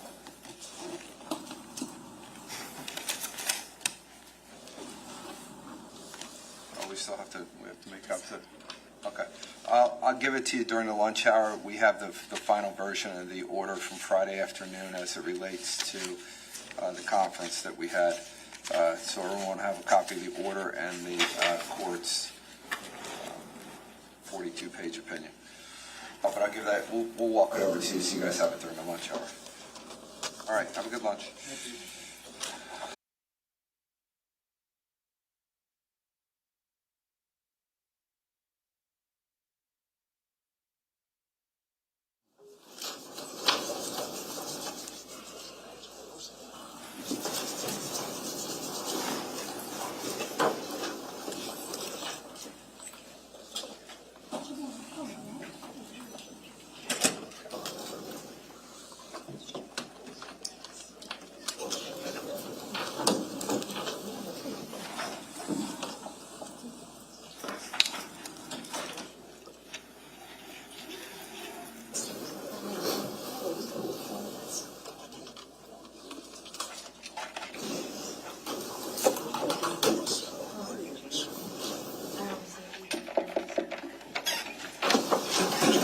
All rise. Superior Court is now in session. The Honorable Judge Mark Lemieux presiding. Good afternoon. Please be seated. Everybody have a good lunch? Yes. Excellent. Feeling strong? Yes. All right. We're back on the record. The State of New Jersey versus Paul Caneiro. It's indictment 19-020283. Can I have the appearances of counsel for the record? Good afternoon, Your Honor. Assistant Prosecutor Nicole Wallace on behalf of the state. Good afternoon, Judge Chris Decker for the state. Good afternoon, Your Honor. Monica Mastellone on behalf of Mr. Paul Caneiro, who's present. Good afternoon, Judge. Excuse me, Andy Murray, the commissioner. Okay, good afternoon, everyone. Good afternoon, Mr. Caneiro. All right, we're ready to start our cross-examination. Sir, you're still under oath, okay? Yes. All right, Ms. Mastellone, whenever you're ready. Good afternoon, Detective. I'm going to start first with the blood stain pattern analysis aspect of your testimony. You talked in direct about transfer stains, swipe patterns, and altered stains, right? Yes. And blood is a substance that, sort of as you explained, can be transferred from one surface to another surface, correct? Yes. And so if there's movement added to a transfer stain, that's when it becomes a swipe stain? Swipe stains indicate movement, yes. Okay, so if I think as you gave an example, if I have blood on my hand and I touch this table, then that's a transfer stain. Correct. But if I touch the table and then I move, that would become like a swipe stain. Correct. Okay. And I'm going to show some photographs, if I could have the front table for the Elmo.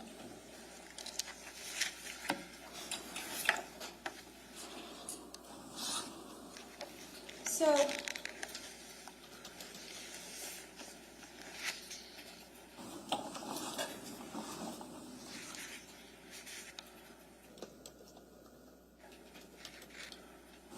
photograph, I think that the state showed you during your direct examination, correct? Yes. Can we identify it, please? Oh, I'm sorry, this is marked as D1-223. And you had identified that there was blood, I think, near the ground of this area? On the ground, yes. Okay, and is that next to the stool? Yes. All right. I'm going to show you.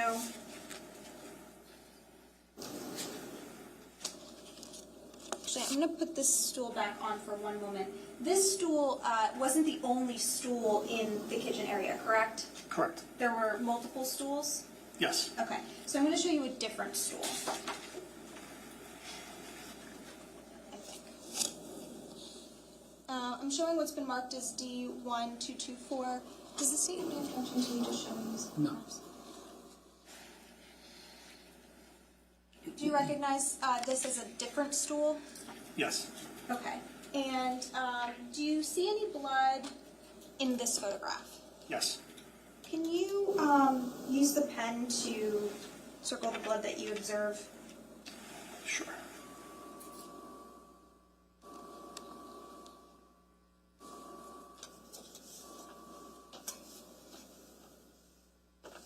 What about the ground area? Do you see anything on the ground area? That is hard to decipher on this photograph. Okay. So let's capture this one. 224.1. And if you want to hit the undo. I'm going to show what's been marked as D1-230. Okay, this is the same stool. Do you see any additional blood in this photograph? And if not, that's okay. I have zoomed in photos. I just wanted to ask. Yeah, it's hard to decipher on this one, possibly on this. Yeah, I don't want to mark it. I'm not sure Can on you this see one. anything on the top of the stool? Just debris at this point. Okay.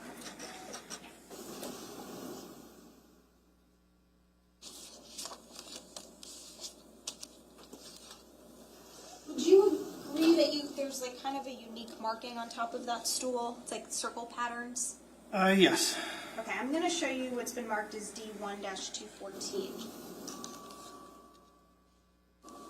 In this photograph, can you identify blood in that photograph? Yes, that's much better. Okay.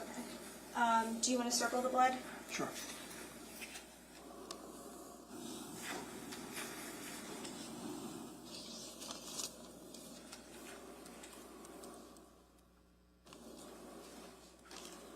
Can we capture that? That is 0.1.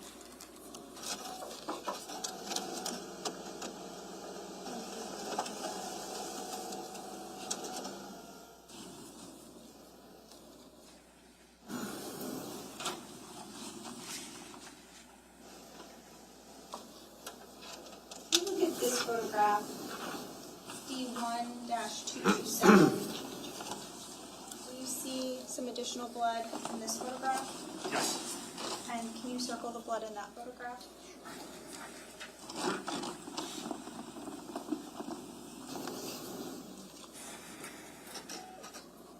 Can we capture that one?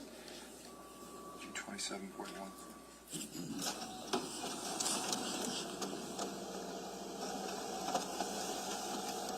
Now I'm going to show D1-228.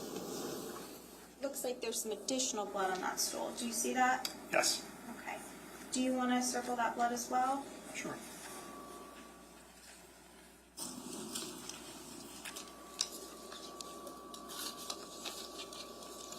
And if we can capture that. 228.1.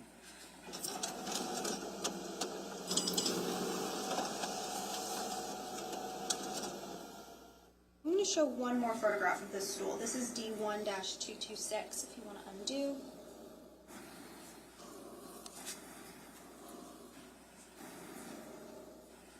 And I think we can just see a little bit more in this photograph, on the edge of the stool and maybe on the bottom of this here, if you want to circle where you can see the blood again.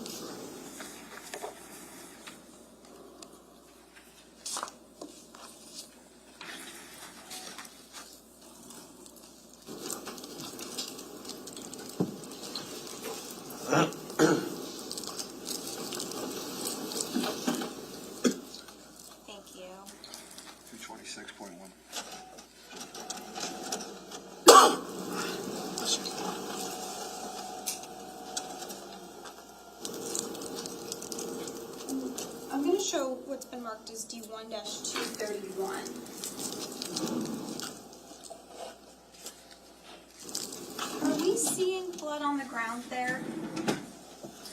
Yes, this appears to be blood as well, yes. Can you circle, it's kind of a larger area, but can you circle or make it sort of like a Sure. outline of where you see the blood on the floor? Sure.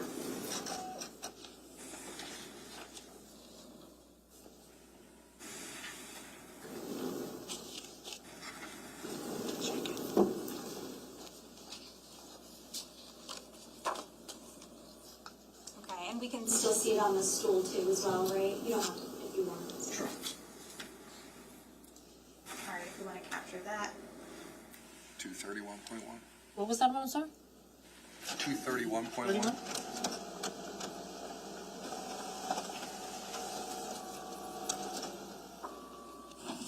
And then I have 1-235. This is a zoomed out version. Is there any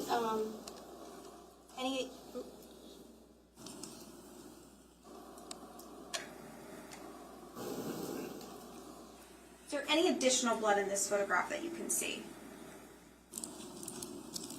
Or is it the same general area on the floor and on the stool? This is the same general area that I can see by looking at this right now. Is there blood here or is it not clear? It's not clear. It's in the midst of debris there. It looks like water. Possible. Possible.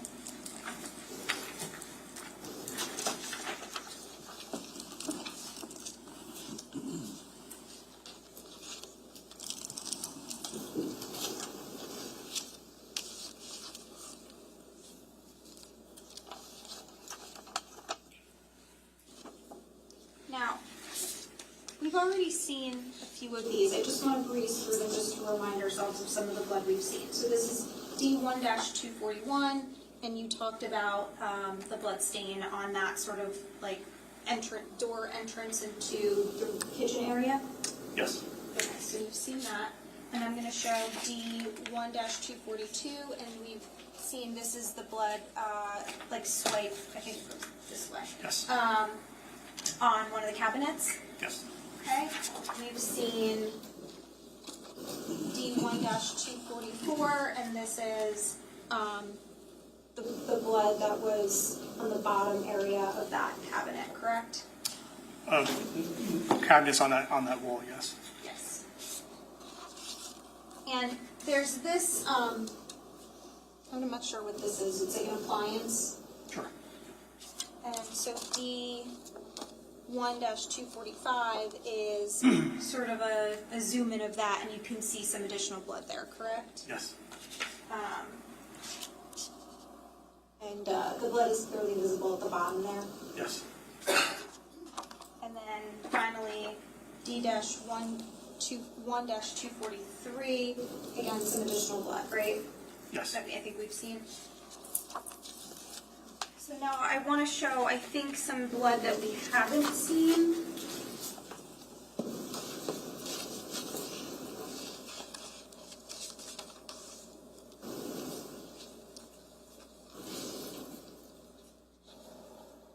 I'm showing what's been marked as D1-236.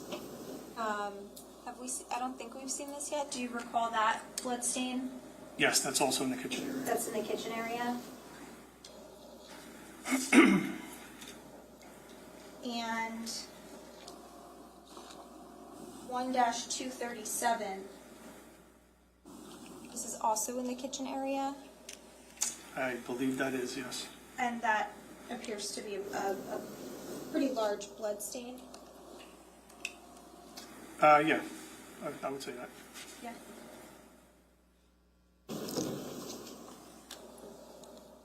And D1-240. I think we did see this one. We saw this one, correct? It was Yes. marked? Okay.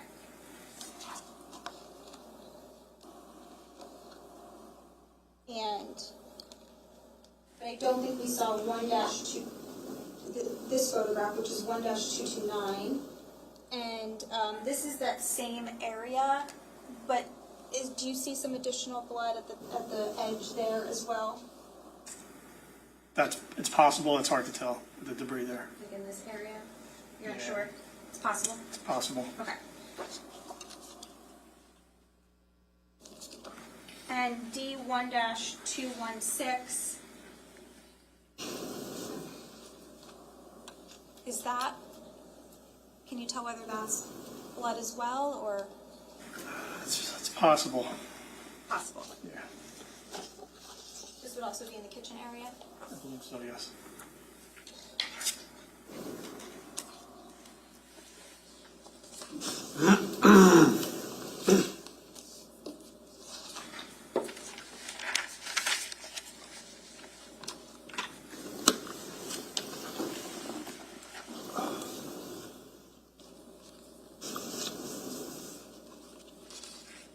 Now, you were actually present on scene, right? Yes, For multiple days? yes, And so you had the benefit of seeing the kitchen scene. Most of the blood was in the kitchen, I think you indicated. most of the visible blood, I can't answer for the rest of the areas in the house that showed visible blood like the kitchen did. I think what you're saying is other areas, tell me if I'm wrong, you're saying other areas of the house could have had blood, but it was mostly visible in the kitchen? Yes, Okay.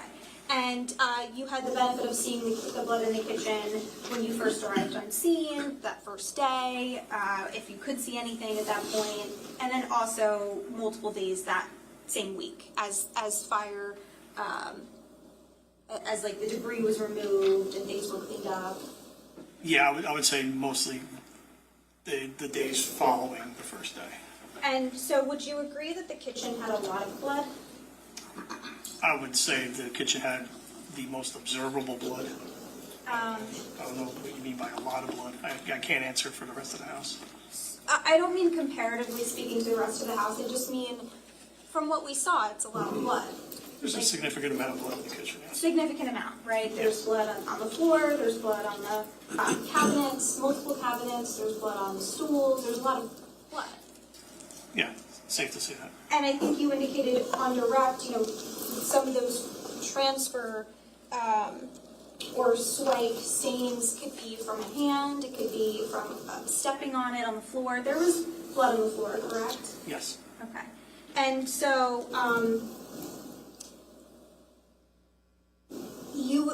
is it fair to say you would expect if someone's in this kitchen area walking around the floor or running into things, they would end up with some blood on them?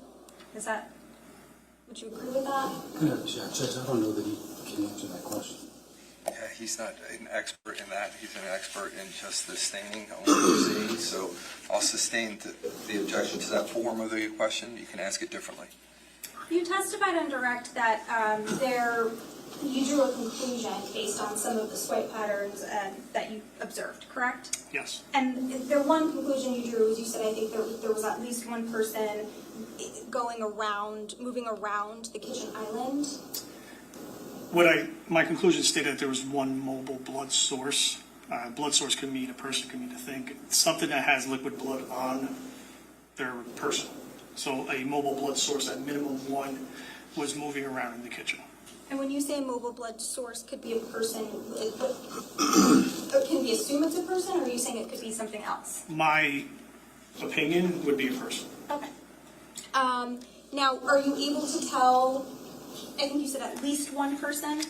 Yeah, I can't say multiple. I would say a minimum one. A minimum It one. could So be it could be multiple. more, but you can't tell. Correct. And are there any other, other than that one conclusion, as we know, there's blood all over this kitchen. Are there any other conclusions that you can draw about movements, directions, things that happened in a certain order, or how many people were present? Any conclusions you can draw about any of that? No, just the stains that I identified with Detective Vogt are the stains that showed, I would say, movement or some sort.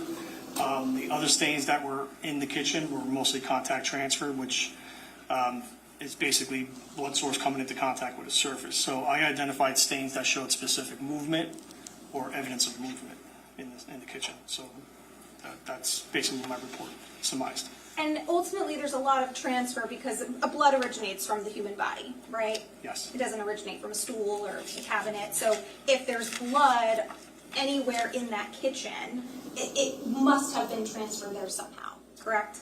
From a living human, animal, yes. Based on your knowledge of this case, were there any animals in the house? Not that I recall. And you were asked by Detective Sergeant Mueller to do a brief blood stain pattern analysis in this case? Yeah, he asked me to analyze the blood. I said I would, yes. What does it mean that it's a brief analysis? Is that like distinct from a full analysis or distinct from a more thorough analysis? Yes, what I mean by brief was the fact that I could not locate any other visible blood in the house. So I'm thorough in the sense that if I'm going to examine a scene, I'm going to examine the entire scene. So when I say brief, I meant brief by limiting it into that one particular room and limiting it to certain stains that showed movement. I mean, obviously there was other stains in that kitchen that you identified and that photographs identify. So that's what I mean by brief. So essentially by brief, you mean like it was narrowly tailored to the kitchen area? Correct.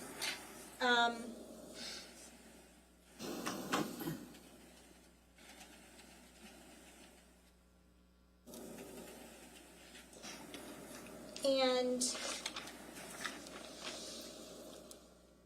I think we sort of talked about this, but there could have been blood in other areas of the house, but the fire could impact the ability to make observations of that blood? The fire and the actual suppression activity and the debris resulting from the fire, yes. All of those things. Yes.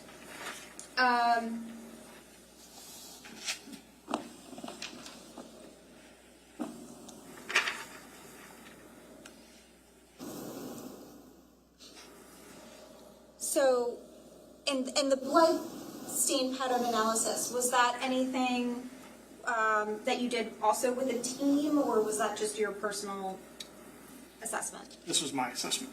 Okay, so there were no discussions with the team about any thoughts on what else could have happened in that kitchen as far as movement or number of people or things like that?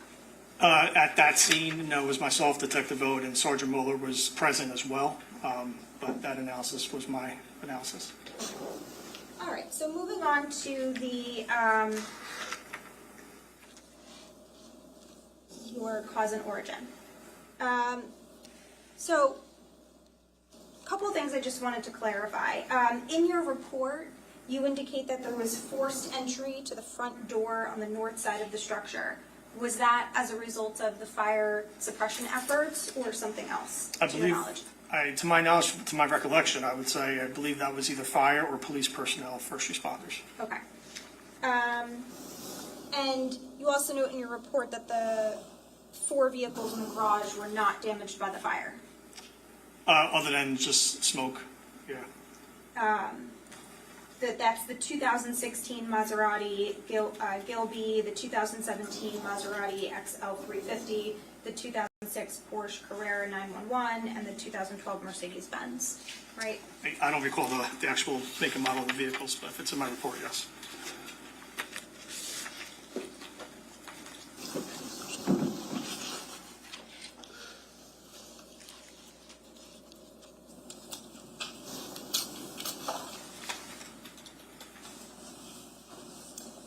Would seeing a copy of the report help refresh your recollection? Sure. Do you have that up there? I think I do, actually. The 20-page one? Yes. If I could just draw your attention to page 8 and 9.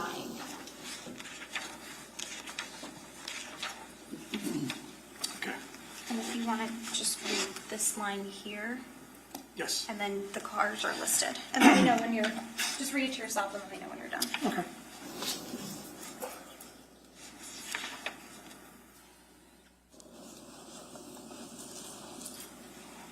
Okay, so did I correctly state that those were the four vehicles that were in the garage?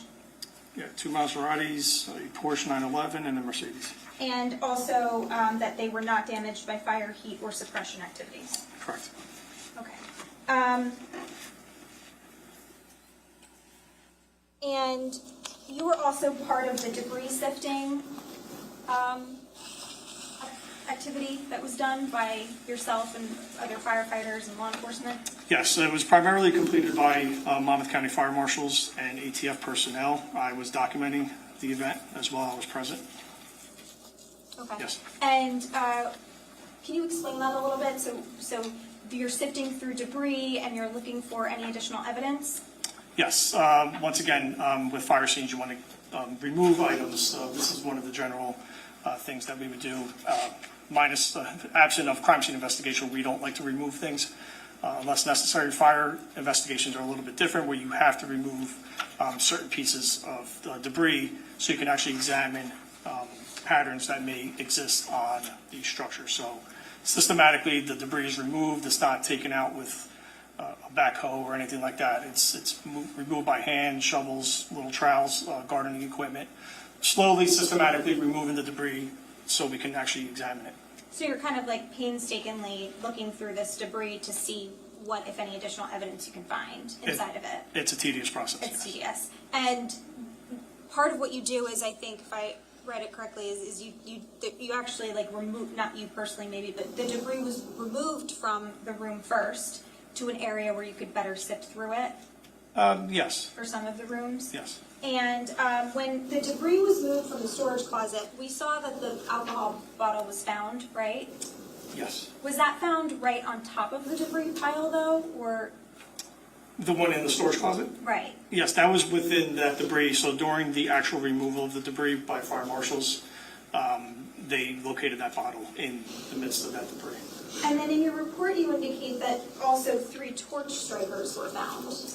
I believe so, yes. Okay, and a torch striker, is that, are we talking about something that you, like that you put on an actual torch, or are we talking about when we watch the Survivor show and someone's using a fire starter?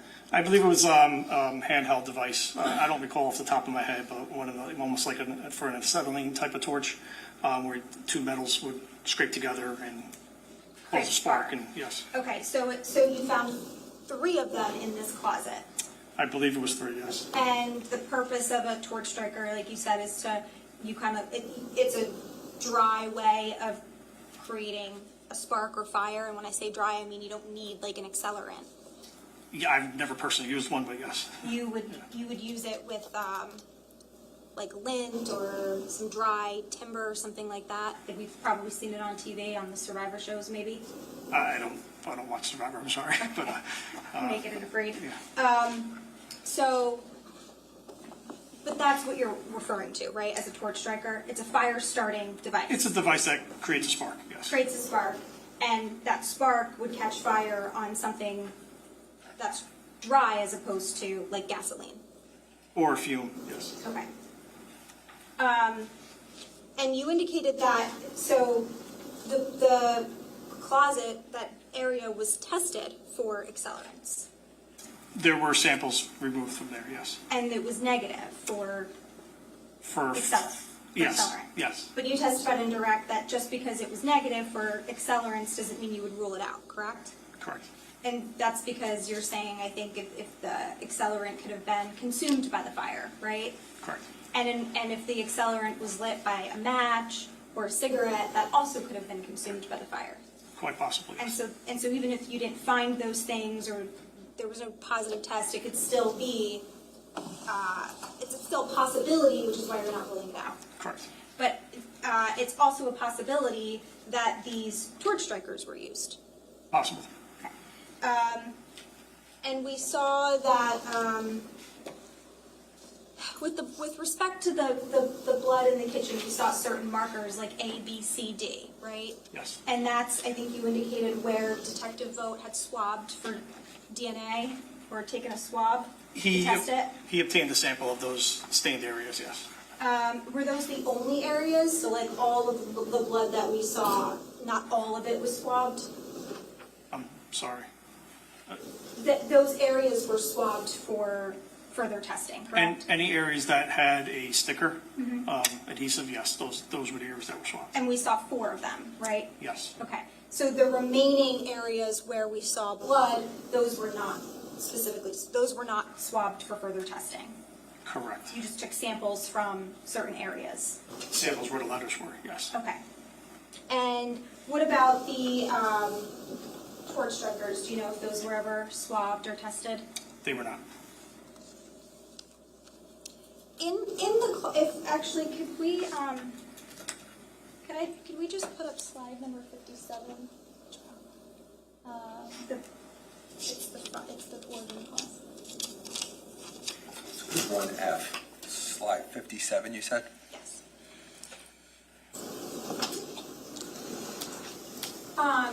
What we're looking at here, you explained earlier, is a lot of debris on the floor except for that sort of top right corner in the photograph, correct? Top right corner. Of the, just the like where you can see the actual floor. Yes, It's the just in the photograph, the top right corner of the floor. yes, And the reason why you can see the floor is you explained it's a protected area. correct.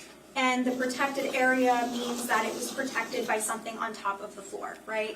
Correct. So in this case, I think there was a lot of debris, there was clothing, right? Yeah, it was hard to decipher what exactly was there. Okay. But there was something there, and that's why the floor is not fully damaged in that location. Correct. And is this a pretty well-known concept in the phenomenon of fire, that if you have something covered and it's protected, that it's not going to fully burn? Yes, it's considered a void or a protected A area. void or a protected area? Correct. Okay, thank you.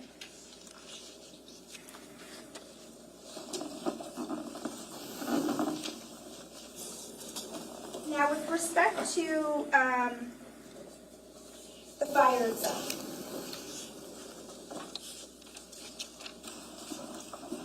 when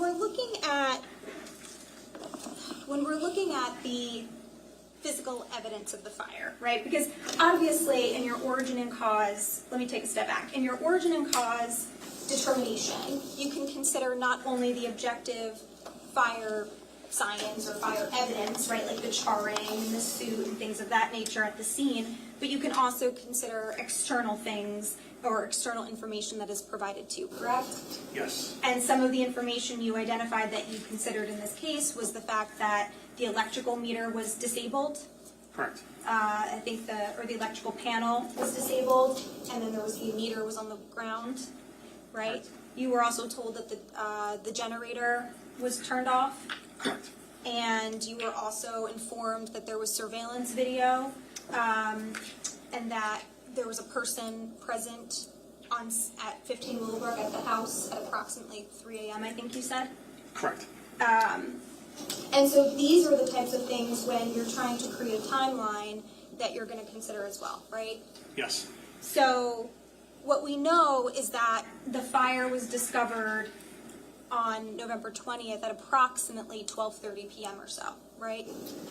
Yes, I believe that's per the 911 call, yes. Closer to noon, 12:30, around that time. Correct.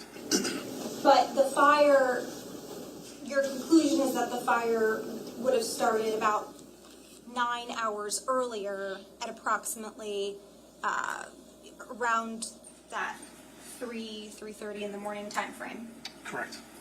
And without that external information, right, would you have still come to the conclusion that this was a slow burning fire? Without that information, yes. Okay. But is it fair to say that you wouldn't know exactly how long, like slow burning for 4 hours, 6 hours versus 8 hours or 9 hours? I mean, are you able to pinpoint the exact time based on the charring? I wouldn't say the exact time, but you would utilize the 911 call at a minimum, which with a structure fire, you would expect a 911 call to The come one in. at 12-ish, 12:30-ish? Correct. Okay. Yes. But without the external information about the generator and the electrical meter and the person on scene, if you determine this was a slow burning fire, you may not know whether it started at 3 a.m. or 4 a.m. or 5 a.m. Is that fair to say? Yeah, it would be very difficult to do that, yes. Okay, all right. So we know it's slow burning, right? We just don't know again, without that external information. We know it's slow burning, but we just may not know exactly how long it's been slowly burning for. That's correct. Okay, but like you said, that extra information helps, right? Yes. And in this case, you testified on direct that there was a Verizon line that was cut. Yes. We saw the photograph, correct? And specifically that the Verizon line, that's what enables the smoke alarm or detector that would have went off, right? I believe so. That would be an electrical expert, not myself. So, if the Verizon line was cut at 3:42 a.m., right, which is information that was assuming was relayed to you, then that would be the approximate time then or thereafter that the fire would have approximately started. I'm going to object to facts not in evidence. That's not the only time on that fires report. Can I see everybody?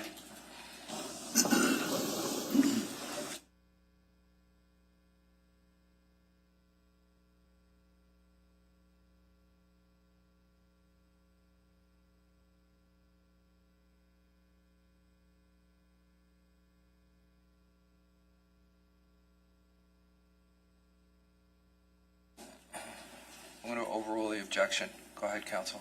Thank you. A lot of the information that you received in this case was through the major crimes detectives, correct?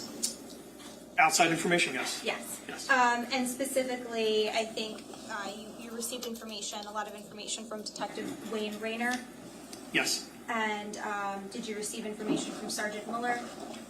He may have disclosed information too. I don't exactly recall what, but yeah. What about Detective Petrozello? Yeah, I may have spoken to him too. I don't recall exactly. And Detective Zerillo?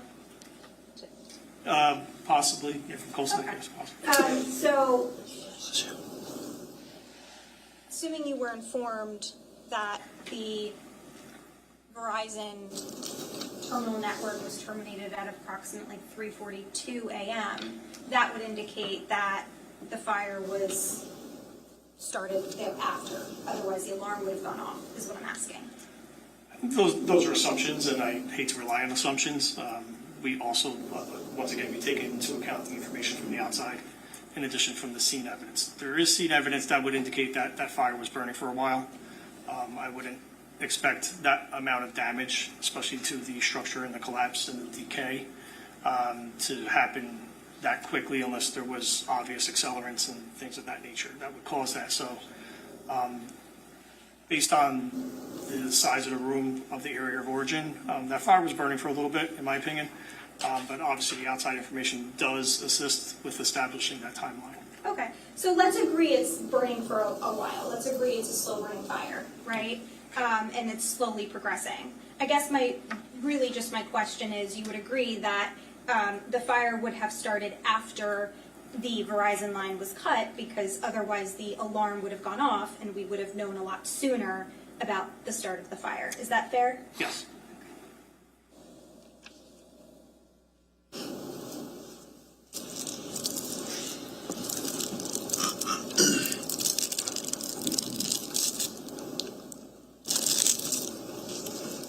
And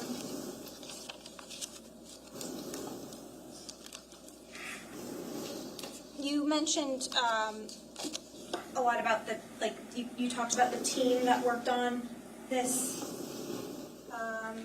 assessment of and of analysis of origin and cause and origin. Yes. And so just so we're clear, that the origin is in that storage closet, correct? Correct. And the cause is incendiary? Correct. And incendiary meaning it was intentionally set, correct? It was intentionally set, yes. And that's because, I mean, like you said, you created multiple hypotheses and all of the other things were ruled out, right? Correct. We know that it wasn't electrical, we know it wasn't gas, we know it wasn't an act of nature, and we know it wasn't spontaneous combustion. Those were hypotheses that you ruled out, correct? Correct. Okay. And one of the people on the team was Mr. Abraham? Yes. Okay. And he is the electrical engineering guy, fair to say? Yes. He had a heavy role with the electrical causes analysis. Correct. Which is that just a way of saying he was ascertaining whether or not the fire could have been electrical? He had the expertise in electrical engineering, and with a property that size, with that amount of electricity potentially entering the house in the form of a generator, a basic electrical panel, solar panels, we chose to utilize his expertise just to be safe. So he assisted in ruling out electrical causes, is that right? He assisted in examining any type of energizing device that would enter that structure. Okay. And, but he wasn't on scene until later in the week, correct? Correct. So you were there on the 20th, which was a Tuesday, I believe so, yes. and then Wednesday would be the middle of the week, Thursday was Thanksgiving, so he was there on Friday, maybe? I don't recall exactly what day. I know it was later in the week. It wasn't the first day or two, correct? I do not think he was there the first day or two, no. And, did you, when it came to his conclusions and his opinions, did you speak to him directly, or did you hear about his opinions through Major Crimes? I did not speak to him directly, no.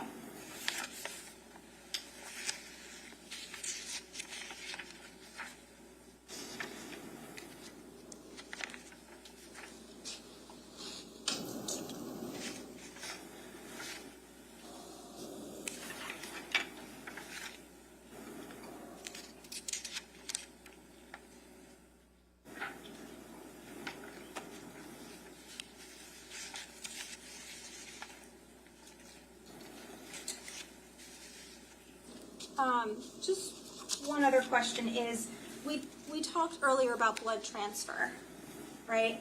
Obviously, depending on what's happening, blood can transfer from any person to another surface, correct? Correct. And maybe even from surface to surface, right? It's possible. So just for example, if I have blood in my hand and I touch this, right? And then someone else touches this and then touches the railing, then blood can be transferred in different ways, right? Yes, as long as that blood is still in liquid form and Right. has the ability, yes. And so, and obviously blood carries DNA, right? Potentially, yes. You can transfer, like we saw in the kitchen, blood from a person onto a cabinet, onto a stool, right?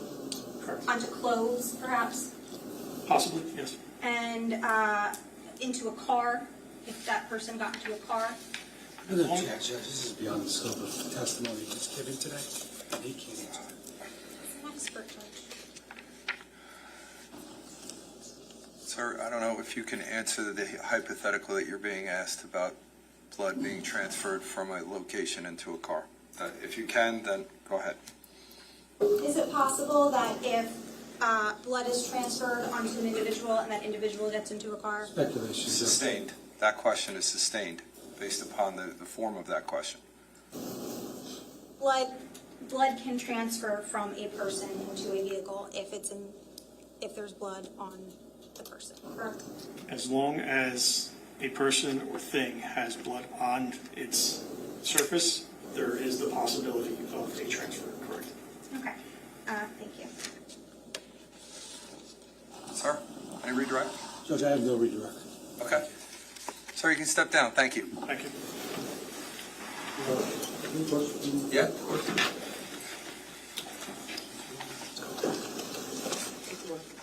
Thank you.